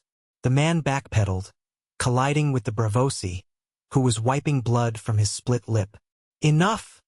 the Bravosi snarled, drawing a dagger from his belt.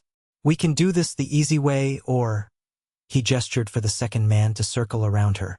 Lyanna's lungs burned.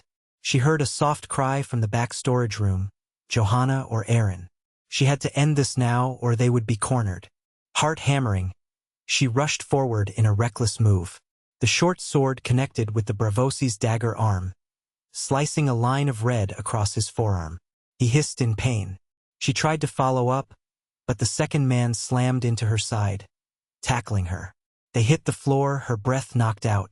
Her sword tumbled away. A shape barreled out of the gloom, Johanna brandishing a poker from the brazier. She thrust it at the second man's back. He arched with a strangled cry and Lyanna managed to shove him aside. But in doing so, Johanna lost her balance and toppled. Aaron stood in the doorway behind her, eyes wide with terror. The Bravosi seized his chance, hurling his dagger. It struck Johanna in the chest with a thud. She gasped, dropping the poker, her hand flying to her breast. Lyanna's scream tore through the night as she crawled to Johanna's side, pressing her hands against the wound. Blood pulsed hotly between her fingers. Meanwhile, the Bravosi clutched his own wounded arm, panting. He glanced at the second man, who lay groaning. The first man was still slumped against the wall, presumably dying. The Bravosi spat, then lunged toward Aaron, likely hoping to grab him. But the boy scrambled back with a cry. Lyanna, half-blind with grief and rage, snatched Johanna's fallen poker and flung it. The improvised weapon whirled through the air, striking the Bravosi's shoulder. He stumbled, bellowing. Then Aaron's small hand emerged with the blunt dagger she had given him for practice. In sheer desperation, the boy thrust it toward the Bravosi's thigh. It was dull, not meant for real combat, but it sank in just enough to cause a jolt of pain. The man howled, swiping at Aaron, who darted away. Lyanna seized the moment to throw herself onto the Bravosi's back. She tried to lock her arm around his neck, ignoring the chaos of limbs. He bucked wildly, slamming her against the wall. Lights exploded in her vision, but she held on, hooking her legs around his waist. He clawed at her arm, rasping curses. She felt her breath falter, but she squeezed tighter, fueled by everything: fear, fury, love for her child. Abruptly, he toppled forward. They crashed to the ground, a tangled mess. She scrambled on top, grappling for his dagger hand, forcing it down. He was strong, but she had the advantage of leverage, and he was bleeding from multiple wounds. She found his neck with her free hand, twisted him so he couldn't get up. "Stop," he gasped, eyes bulging. "You'll regret," she slammed her forearm against his throat, cutting off his words. The memory of every flight, every night of terror, every ounce of hardship blazed through her. She thought of Johanna lying behind her, possibly dying, of Aaron's future in jeopardy. Her teeth ground together as she pressed down. He kicked weakly, nails raking her arm. She did not relent until his body went slack, his eyes rolling back. Silence fell, broken only by ragged breathing and the whimper of the second man who still clutched at a wound. Lyanna knelt, panting, and realized the Bravosi's chest was no longer rising. She had killed him. A numb shock bloomed in her mind, but there was no time to dwell on it. She scrambled to Johanna, who lay on her side, the dagger buried deep in her chest. Blood stained her nightdress, her breathing shallow. Aaron hovered, tears streaming down his face. Lyanna pressed her hands to the wound, sobbing. Johanna, oh gods, please. The older woman's eyes fluttered. Her lips moved. Lyanna bent closer, tears dripping onto the floor. I'm sorry, Johanna rasped. I could not protect him enough. Lyanna shook her head frantically. Don't speak like that, we'll get a physician. But Johanna coughed weakly, her breath rattling. Lyanna felt the life ebbing out of her. The dagger was lodged near her heart. It was mortal. She realized that no back-alley physician could help in time. Johanna's gaze found Aaron. Summoning a last reserve of strength, she lifted a trembling hand to cup the boy's cheek. Take my love, she managed, tears welling. Aaron sobbed, clutching her hand with both of his. Lyanna felt her heart shatter. The older woman's eyes fixed on the child for a moment longer, then drifted closed. A final breath, a faint spasm, and she went still. Lyanna knelt there, stunned, pressing her palm against Johanna's cooling cheek. She had lost so many. Her father, her brother Brandon, Rieger, Arthur Dane, so many friends to war and circumstance. Now Johanna too, who had been like a second mother to her, a guardian to Aaron. The tears burned hot and fast, but she forced herself to look up. They were not safe here. Another of the attackers was still alive, and the commotion might rouse the city watch. If the watch arrived, they would find a dead man, a dying man, and her with a child in a house spattered in blood. There would be endless questions. She had to move now. She hugged Aaron, who trembled in her arms, tears streaking his face. Gather what you can, she whispered, voice raw. We must leave. He blinked, wide-eyed. But Johanna, she's gone, sweet boy. We cannot stay. The cruelty of the moment twisted her insides, but there was no help for it. She rose, lurching to her feet. The second man groaned. She turned, eyes flashing. He cringed, raising a hand in surrender. I don't want to die, he moaned in Tyroshi. Take anything? She approached him, seized the dagger from his belt. He was too wounded to fight. You forced your way in here, she spat. You murdered my friend. This is your fault. He blubbered some excuse about the Bravosi forcing him to do it. She turned away, disgusted.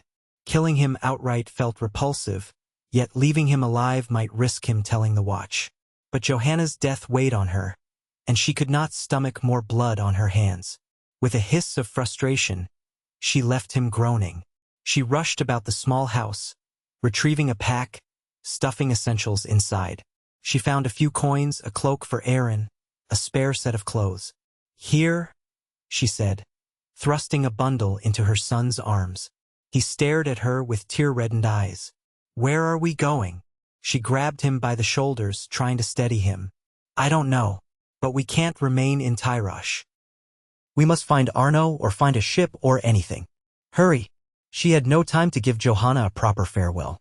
She pressed a kiss to the woman's still warm forehead, choking back a sob, then rose again, heart pounding. They slipped into the street. Dawn was beginning to lighten the sky, casting a faint glow over the dingy cobblestones. They avoided the more populated thoroughfares, weaving through side alleys. Lyanna had to pause every so often to support Aaron, who stumbled in shock, clutching her hand like a lifeline. She tried to keep her own grief at bay until they were safe.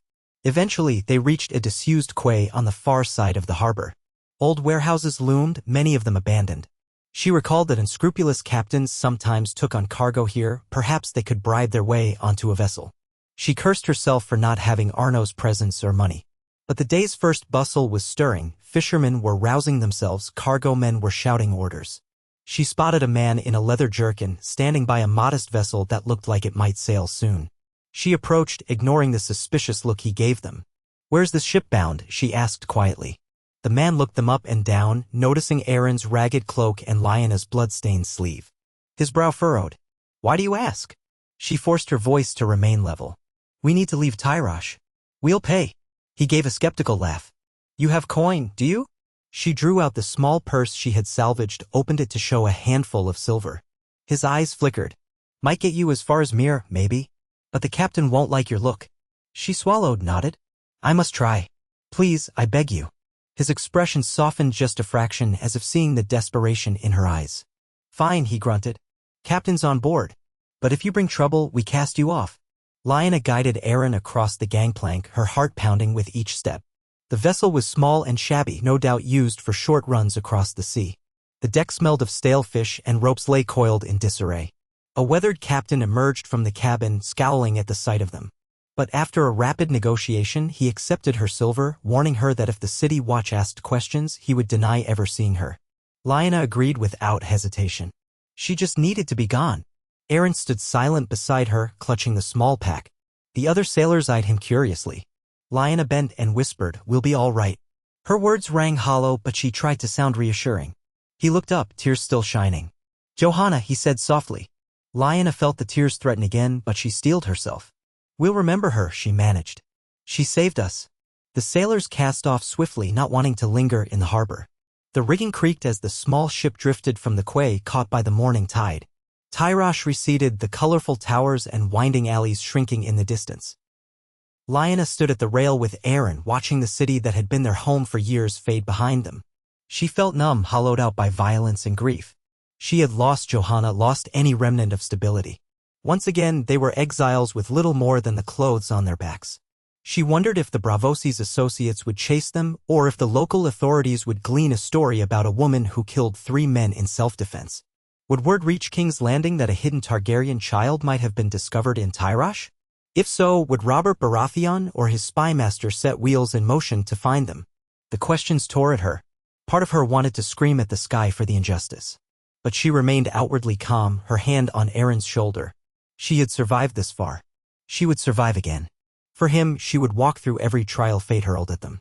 Within a few hours, Tyrosh was a blur on the horizon, replaced by open water. The captain informed them they were making for Myrish waters, though their ultimate port was uncertain. He often took on cargo from whomever paid best. Lyanna hardly cared, so long as it was away from Tyrosh. She felt the rocking of the waves, the sting of salt on her lips, so reminiscent of that earlier voyage years past. It reminded her how cyclical her life had become, flight after flight, never safe. Aaron began to shiver in the sea breeze, so she ushered him below deck, finding a cramped corner near some stacked crates to settle in. The reek of fish guts made him scrunch his nose, but at least it was somewhat sheltered from wind. She wrapped him in a blanket, then sat beside him, rubbing warmth into his small arms. He looked at her, eyes glassy with sorrow. "Mother," he said, quiet, "Johanna died to save me?" She drew him close, kissing the top of his head. "Yes. She loved you very much." His tears slipped silently. Lyanna pressed her cheek to his hair. "I know it hurts, Aaron. I promise we'll keep going. We'll live for her sake. Do you understand?" He nodded, though heartbreak weighed him down. She felt her own tears at last slipping free, quiet sobs shaking her shoulders as she held him. For a time, mother and child huddled there, mourning the gentle woman who had stood by them since the Tower of Joy. When the ship made a brief stop at a small Myrish port, Lyanna considered disembarking at once. But she had no plan, no resources in Mir. Arno might be near Mir, but there were countless roads and caravans, and no guarantee she could find him. The captain planned to head further down the coast toward Lys, picking up cargo along the way. Lyanna decided to remain on board, hoping Lys might offer some opportunity or a lesser risk of crossing paths with whomever the Bravosi had employed. It was all guesswork now. During the short stops at Myrish inlets, the ship took on cloth bales, spice boxes, and even caged birds from Summer Isles traders. Aaron watched the loading process with hollow-eyed interest, as if trying to distract himself from the pain of losing Johanna. He no longer asked questions, but Lyanna could see them burning in his gaze. At night, the two of them slept on the deck, huddled under a threadbare sail. She recounted old memories, trying to focus on the stories Johanna had told him, the faith of the Seven, the heroic legends of knights, anything to keep his mind from dwelling on the bloodshed they had fled. But her voice sometimes cracked with grief. When the captain turned the ship south, heading for the narrower straits near the stepstones, Lyanna felt a flicker of alarm. She remembered how pirates had nearly cost them their lives once before in these waters. But the captain assured her that traffic was less dangerous of late. She didn't fully trust him. Nonetheless, she had no control over the route. All she could do was keep Aaron close and her eyes open. Luck held for the moment, they did not encounter pirates. Instead, the sea was eerily calm, the sky overcast with rolling clouds. Then a fierce storm struck one night, lashing the deck with stinging rain and howling winds. The small ship pitched violently, causing cargo crates to slide. Aaron clung to Lyanna, sobbing in terror. She braced him against the hull, draping her cloak around him, trying to steady them both. Rain battered them relentlessly, thunder cracking overhead. The sailors cursed and fought to keep the vessel afloat, adjusting sails, bailing water. For hours, Lyanna was sure they would capsize. She prayed to the old gods, to the seven, to any power that would listen, begging them not to let her child die in the black waters. Her prayer soared unheard into the roar of the storm. By dawn, the tempest passed, leaving the ship battered but miraculously still afloat. One mast had cracked and they had lost some cargo overboard, but the hull was intact. Aaron shivered, soaked to the bone. Lyanna stripped off his wet clothes and rubbed him dry with a rough blanket, ignoring her own chattering teeth. The captain's fury echoed across the deck. As he surveyed the damage, he announced they would limp to a small Lysine outpost for repairs. Lyanna, exhausted and half-frozen, nodded wearily, praying that once they reached Lys, there might be a chance to disembark and find refuge. During the final stretch of the voyage, she and Aaron sat in pensive silence. The boy's eyes were haunted. She herself felt as though a part of her had gone numb, resigned to the cycle of flight. It was no life for a child, she thought bitterly. He deserved a home, a place to learn skills, to have friends, to become whoever he was meant to be without constant fear. Yet how could she give him that when the realm might always hunt him for being a Targaryen scion? The day Lys's port came into view, Lyanna's breath caught. The city rose from the sea in a mosaic of pale marble buildings, ivy-clad villas, and spired temples. Unlike the boisterous Tyrosh, Lys gave an impression of softer decadence, as though behind each graceful archway lay a sumptuous feast or a hidden courtesan's chamber. She watched from the rail as they approached the harbor, noticing ships from many corners of the world. The captain pointed out grand manses perched on the shoreline cliffs, describing how Lys was famed for its pleasure houses and silken fashions. Lyanna felt only wariness. Pleasure and danger often went hand in hand in a city built on wealth and seduction. They docked at a modest pier. The captain barked for everyone to disembark while repairs began. Lyanna clutched Aaron's hand, stepping onto the wharf with cautious relief. She asked the captain if their passage ended here. He gave her a curt nod, tossing the bag of leftover silver she had paid. "We're behind schedule. We'll be departing in a few days, but I suspect you want to find your own way." She accepted that with a stiff thanks. They had a few coins left, though not many. Thus, mother and child found themselves in Lys, uncertain and alone. They navigated through the twisting streets, overshadowed by tall, narrow houses in pastel hues. Flowers hung from balconies and the air smelled of citrus. Aaron clung to her side, eyeing the passers-by warily. The people here were of many complexions, some golden-haired, others olive-skinned, a few with the pale, aquiline features rumored to be the hallmark of Lysini ancestry. Exotic perfumes clung to the air. Lyanna felt out of place, her simple garments stained by travel, her posture tense. Her first priority was finding lodging for the night. She tried a few inns near the docks, but they proved too pricey. Finally, she located a rundown hostel operated by a withered old woman who demanded payment up front. Lyanna handed over half her remaining coins, wincing at how little she had left. But they needed a roof.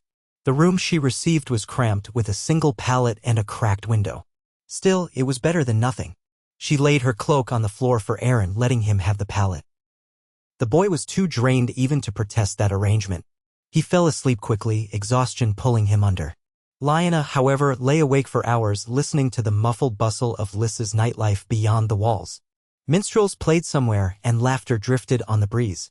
She closed her eyes, thinking of Johanna's sacrifice. The recollection drew tears she could scarcely hold back. She wiped them away, gazing at Aaron's sleeping form. One day, she thought, I will tell him everything. One day, we'll find a place that does not demand we flee or fight. At dawn, she rose with stiff limbs and ventured onto the streets. She needed a plan. The prospect of seeking a stable life here in Lys seemed daunting, given how easily secrets might be bought and sold in the city of illusions. Still, what choice did she have? She could not wander indefinitely. At least here, Robert Baratheon's influence was less direct. She might find work. There was always a demand for seamstresses, for domestics in wealthier households, though that came with risks of prying eyes. She also considered the possibility of continuing farther east, to the lands beyond the free cities, where Westerosi politics were more remote. But traveling that far without an armed escort was nigh impossible. She felt cornered yet again.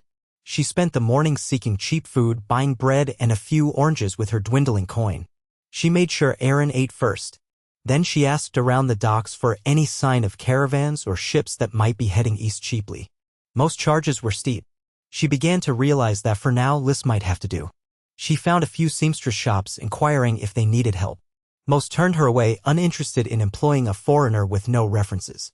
One offered occasional piecework if she could bring her own thread and needles. She accepted what scraps she could.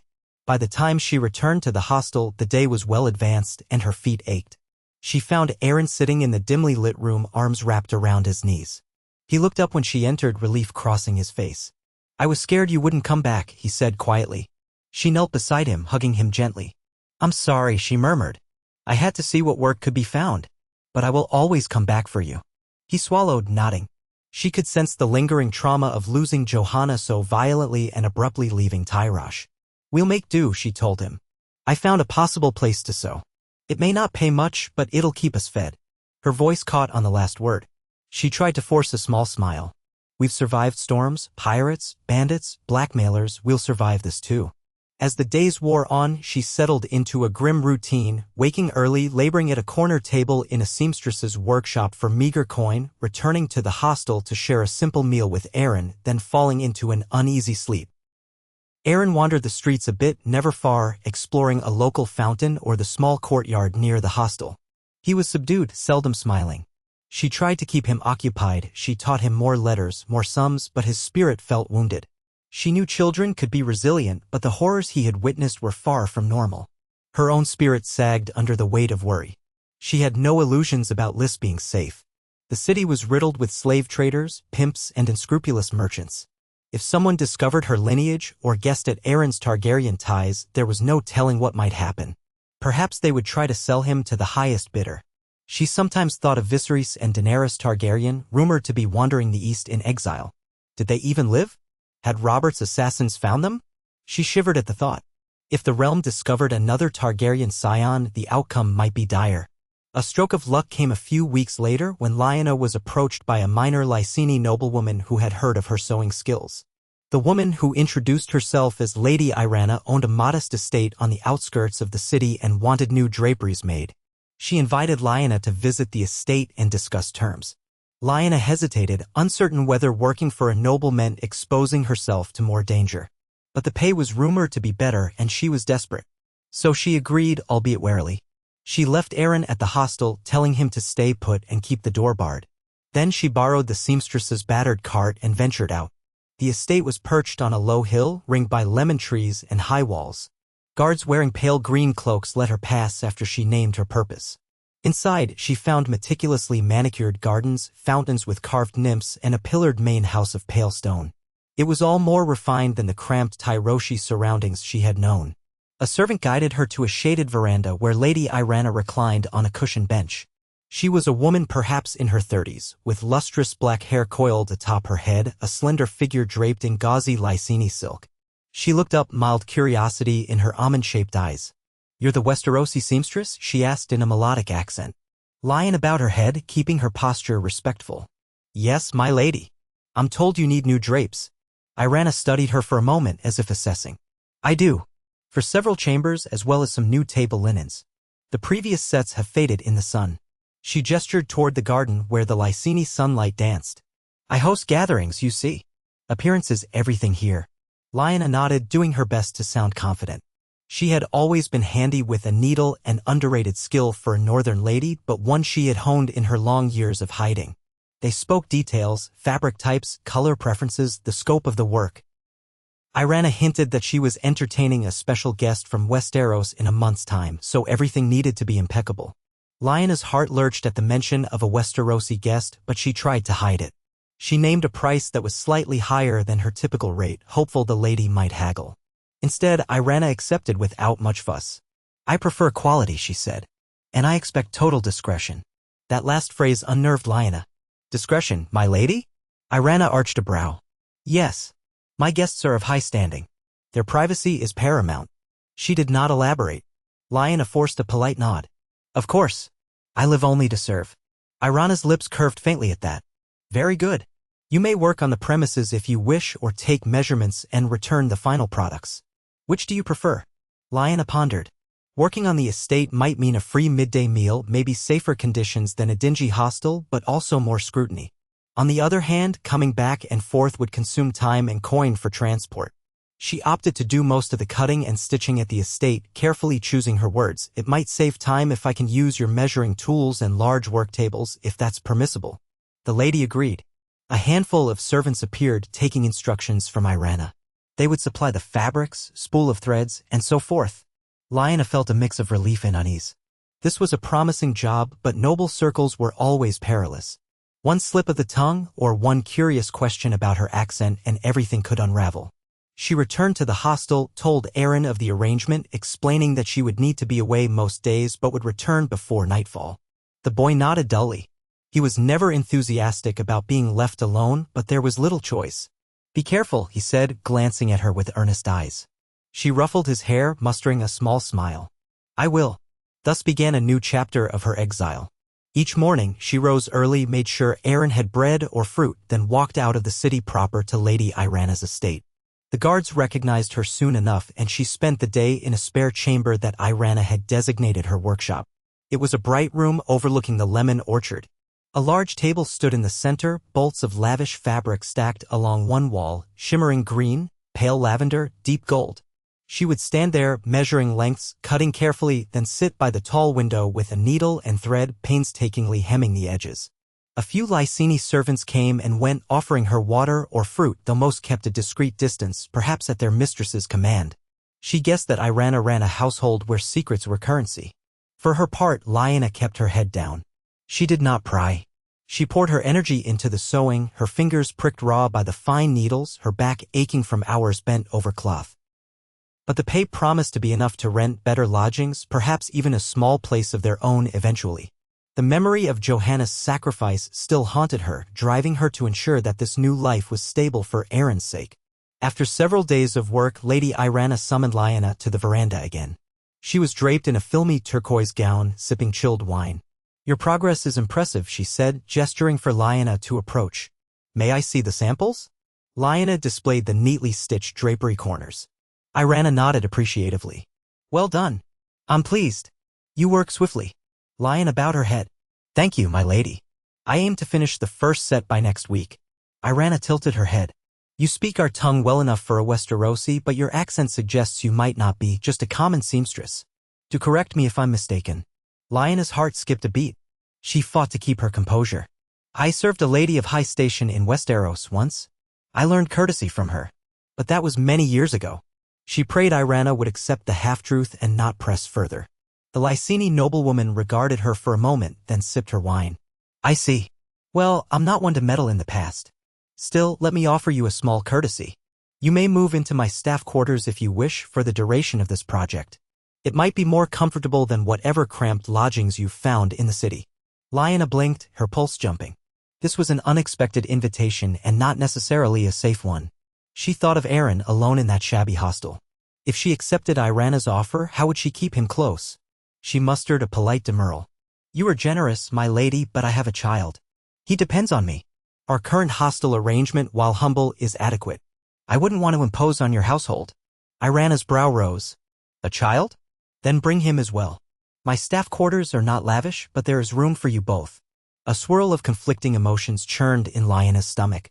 Could she risk bringing Aaron here, into a noble's domain, under watchful eyes?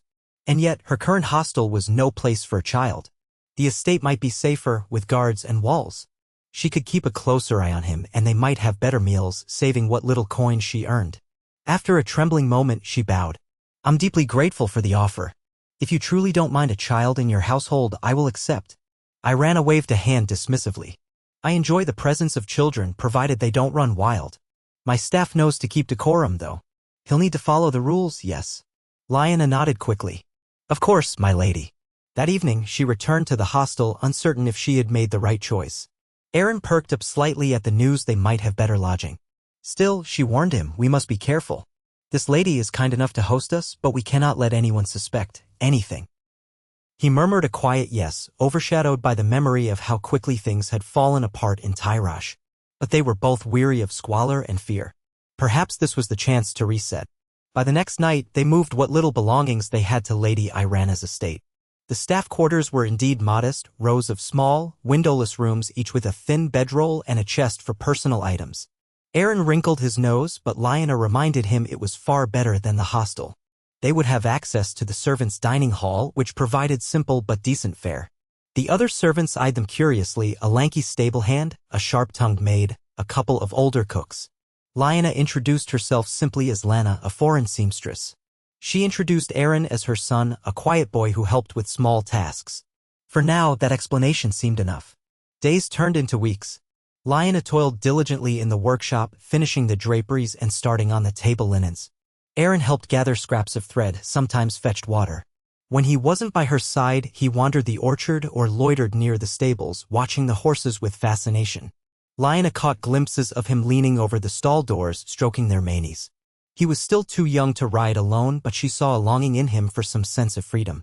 At least here, he could explore a bit without the immediate dangers of the city. She found a measure of relief in that.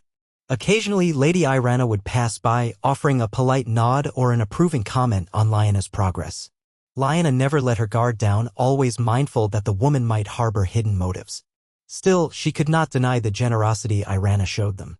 The pay was good, the meals nourishing, the environment far more refined than anything they had in Tyrosh. She tried not to question it too deeply, but she couldn't help wondering why Lyanna was so charitable. Perhaps she was simply bored and enjoyed playing benefactress. One afternoon, as Lyanna was laying out a bolt of silken cloth, she heard footsteps outside the workshop. She glanced up to see an unfamiliar man in the hallway, olive-skinned, tall, with a tidily trimmed beard. He wore a well-tailored tunic and carried himself with quiet authority. Something about his bearing made her stiffen. He gazed at her with open curiosity. "You must be the Westerosi seamstress," he said in a voice smooth and confident. Lyanna inclined her head, carefully controlling her expression. "Yes, my lord." He smiled faintly. "I'm not a lord. Call me Elendro." Then he took a step into the workshop, flicking his gaze over her project. "Lady Lyanna mentioned you're quite skilled. I'd like to see for myself. May I?" Lyanna hesitated, then offered him a corner of the nearly finished drapery to inspect. He ran his fingers over the stitching, nodding in approval. "Impressive," he murmured. Then his eyes shifted to her face. "Are you newly arrived in Lys?" She swallowed, uneasy. "Yes, not long ago." Elendro studied her for a moment as though weighing how to approach. "Lyanna told me you have a child. You must be grateful for her hospitality." His tone was mild, but she sensed an undercurrent. She forced a small smile. "I am indeed. The lady has been most generous." He tapped a finger against his lips. "She can be generous, yes, but she rarely invests in people for no reason. I'm curious about what reason she sees in you." Lyanna's stomach twisted. "I'm only a seamstress. I have no illusions that Lady Lyanna sees me as anything else." Elendro shrugged. "Perhaps." Then he gave her one last thoughtful look and turned to leave. "Good day, Mistress Seamstress," he said softly. "I'll no doubt see you around." When he was gone, Lyanna exhaled shakily. Was he Lyanna's advisor? A friend? A paramour? She had no idea, but his presence unnerved her. She pressed on with her work, telling herself she must remain calm, see the project through, and collect her pay. In truth, though, she felt she was navigating a labyrinth of alliances she did not understand. That evening, she asked one of the older servants, a man called Roldan, about Elendro. The man chuckled dryly. "He's some kind of business associate," he said, lowering his voice as they stood by the servants' dining table. "Deals in wines and exotic trade goods. The lady hosts him often. They're close, or so the gossip goes. But he's a sly one, that Elendro. That's not cross him." Lyanna nodded, lips tight, deciding she would keep her head down if he appeared again. Weeks passed in that fashion. Lyanna made steady progress on the drapes, occasionally glimpsing Elendro strolling the halls, sometimes in animated discussion with Lyanna. Aaron spent his days in the orchard or running small errands for the cooks. He seemed to settle into a routine, though every night she found him in their quarters gazing at the meager possessions they had or staring at nothing, lost in thought. She knew he still mourned Johanna, and the quiet weighed on them both. At last, the drapes were finished, along with the linens. Lyanna was delighted, declaring she would host A.G. Rand unveiling for her soon-to-arrive guests. Lyanna was promised a fine bonus if the event went well. She felt a surge of relief. This bonus might set them up for a better life in Lys, perhaps a small rented room outside the estate, a step toward independence. On the night of the unveiling, Lyanna closed off a portion of the estate for her private party. Lyanna was not invited to attend, of course, she was just the seamstress. But from the servants' quarters, she could hear music drifting through the halls, the hum of conversation. She sat with Aaron in their little room, listening to the distant festivities. "I wonder who the guests are," Aaron said. "Do you think they're from Westeros?" She shrugged. "Could be. Lady Lyanna mentioned a special visitor from across the sea.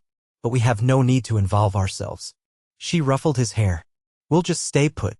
After a while, she grew restless.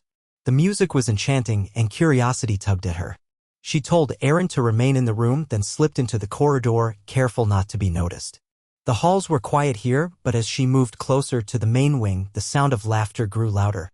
She peered around a corner that led to the veranda. A crowd of elegantly dressed men and women gathered, glasses of wine in hand. Lyanna stood among them, looking regal in a shimmering gown.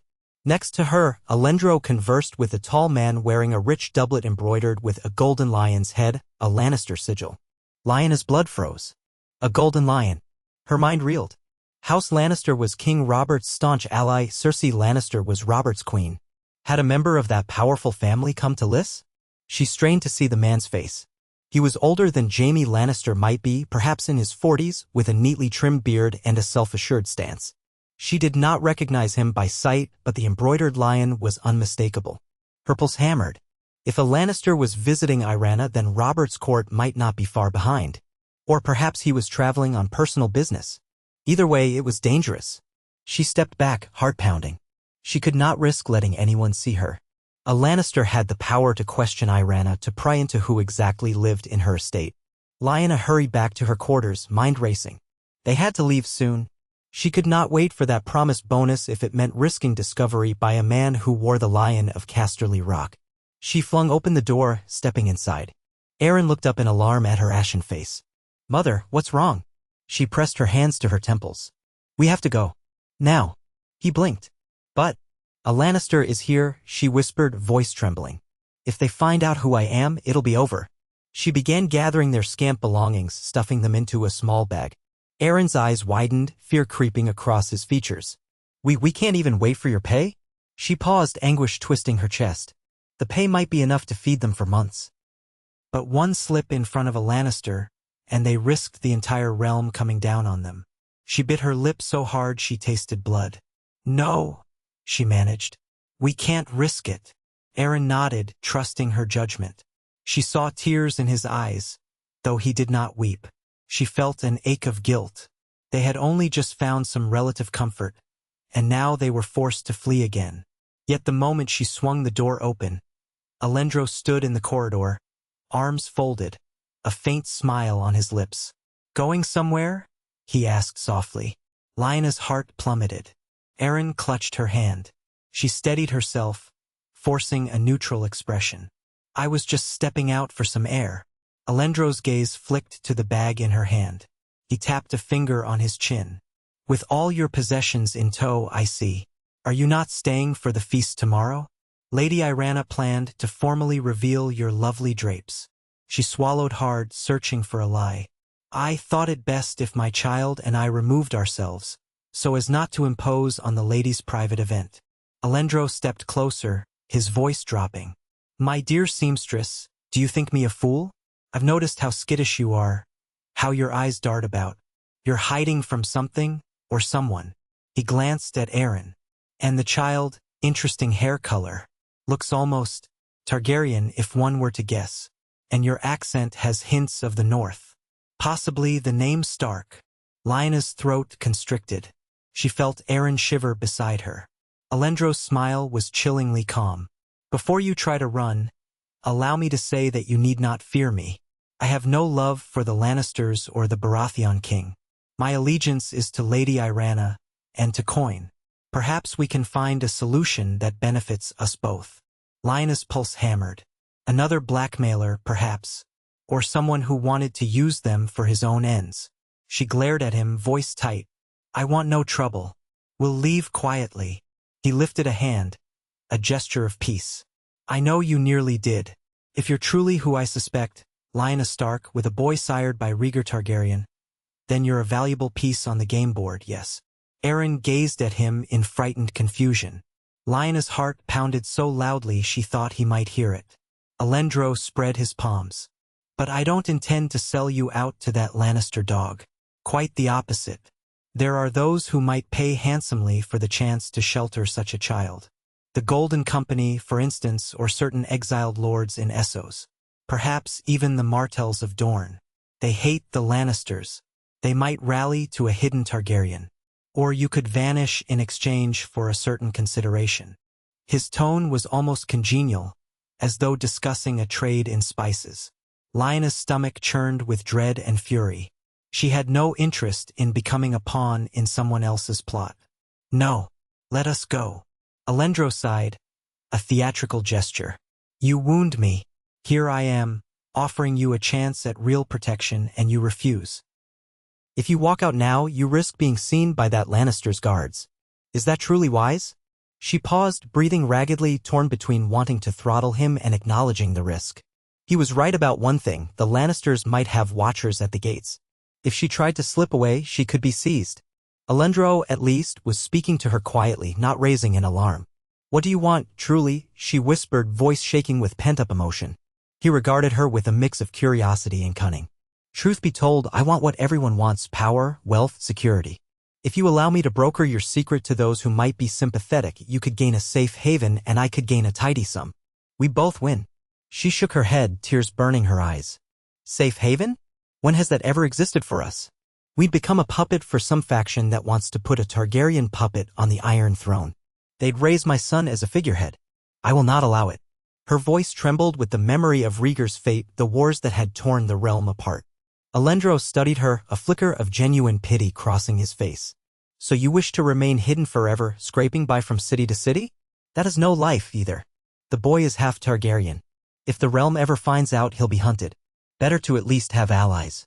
She hissed under her breath, glancing at Aaron's pale face. He was too young to waste such matters, but she saw the fear and confusion swirling in his eyes. We don't want any part of your games, she said hoarsely. We only want to live in peace. Alendro sighed again, more softly this time. I see I cannot sway you tonight. Very well. I won't stop you from leaving. But know that the Lannister presence lingers. If you're caught, it's on your head. He glanced over his shoulder, then spoke lower. Lady Lyanna is not ignorant of your identity, either. She suspects something. She was the one who told me to keep an eye on you, though I doubt she knows the full truth. She merely guessed you were highborn. His eyes glimmered. You have a narrow window to flee before more guests arrive. I can create a small diversion for you, if you like. Lyanna eyed him warily. Why would you help me escape if you could profit from me? Alendro shrugged with a hint of amusement. Consider it an investment in goodwill should you ever change your mind and decide to involve yourself in the realm's games. Perhaps you'll remember me fondly. He stepped aside, gesturing down the corridor. The courtyard near the orchard is quiet. Guards are posted at the main gates, but if you slip through the orchard fence, you might evade them. Wait for me to distract them near the stables. Then run. She stared at him, trying to see if this was a trap. But time was pressing, and she had no better plan. She seized Aaron's hand. If you betray us, she began, voice trembling with anger. He lifted a brow. I won't. You're more valuable to me alive and grateful.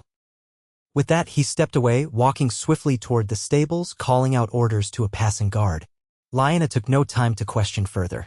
She rushed Aaron down the corridor, out into the orchard. The air was cool, scented with lemons. They skirted around the trees, hearing raised voices by the stables, Alendro's voice, feigning alarm about something spooking the horses. The guard on the orchard fence turned away to investigate the commotion. Lyanna and Aaron dashed for the fence, her heart hammering. She helped him climb over, then clambered after. They landed in a narrow strip of scrub behind the orchard. In the distance, Lyssa's city lights glimmered. She took Aaron's hand, guiding him along a winding path that led toward the road. They did not stop running until the estate vanished behind them. Only then did she slow, panting, her body aching. She scanned the area, seeing no immediate pursuers. We did it, she breathed, pressing a trembling hand to her forehead. Aaron nodded, clutching her arm. They were free, but free to what? Another flight, another uncertain night. The coin in her pouch was meager, her illusions of security scattered yet again. Exhaustion bore down on her like a tidal wave. She sank to her knees, pulling Aaron into a desperate hug. He clung to her, tears in his eyes. Neither spoke for a long while. They could only hold each other, feeling the enormity of the darkness around them. Finally she rose, forcing resolve into her bones. "We'll keep going, my son," she whispered. "Somehow we'll find a place beyond the reach of lions and stags. We are wolves and we endure." His gaze flickered with a faint spark and he nodded, though she could feel the terror still thrumming in his body. She took his hand again, leading him down the moonlit road, away from Lady Lyanna's estate, away from the Lannister guest, away from yet another lost chance at peace. In her mind, she prayed that fate would relent, that somewhere in the vastness of Essos or beyond, a refuge awaited them. She would not stop until she found it, for Rhaegar's memory, for Johanna's sacrifice, for the precious child whose life was the union of ice and fire. They walked through the night, searching for a quiet corner of Lys to catch their breath. Dawn found them in a rundown quarter near the old city walls, huddled under an abandoned awning. Lyanna let Aaron doze while she watched the empty street, mind racing with questions about the future. Perhaps it was time to leave the free cities altogether, to push further east, or to find a hidden port that might take them south to the Summer Isles. Anything to stay out of Westeros's reach. She had no idea how to manage that, but she had to try. As the sky lightened, she roused Aaron gently. "We'll find breakfast," she said softly. "Then keep moving. I promise I won't let the Lannisters or anyone else take you." He rubbed his eyes, nodding with the exhausted acceptance of a child who knew no other life but the run. Yet in his gaze, she still saw flickers of steel, as though some part of his heritage stirred deep within. Targaryen pride, stark resilience, a combination that would not easily be extinguished. They set out again, mother and son, drifting on the edges of a city that offered them no welcome. Lyanna suspected that Elendro might track them, or that Lyanna might guess their route, but for now, they slipped through the masses of laborers heading to market. She kept her cloak hood low, and Aaron by her side. Each step carried them further from the estate, deeper into the unknown. Despite the fear, she felt a faint sense of defiance in her bones. She had evaded Robert's wrath for years, had crossed seas and deserts, had slain pirates and outlasted blackmailers. She would not yield now. Her son's life and his future depended on it. They ate a scant breakfast from a street vendor's stall, paying with the last few coppers. Lyanna asked the vendor where one might find passage out of Lys without too many questions. The man shrugged, pointing vaguely toward the southwestern wharves. She thanked him and led Aaron onward. All the while, she knew they might be walking into more danger, but there was no safe harbor here. Each wharf bustled with activity, cargo being loaded and unloaded, sailors shouting in a half-dozen tongues. Lyanna approached a battered ship that looked like it carried live poultry in crates, searching for a captain who seemed disinclined to pry. She found a short, harried woman wearing a broad-brimmed hat, barking orders at her crew. Lyanna quickly offered her services. She could mend sails, cook if needed. She had a child, yes, but he was quiet and would stay out of the way.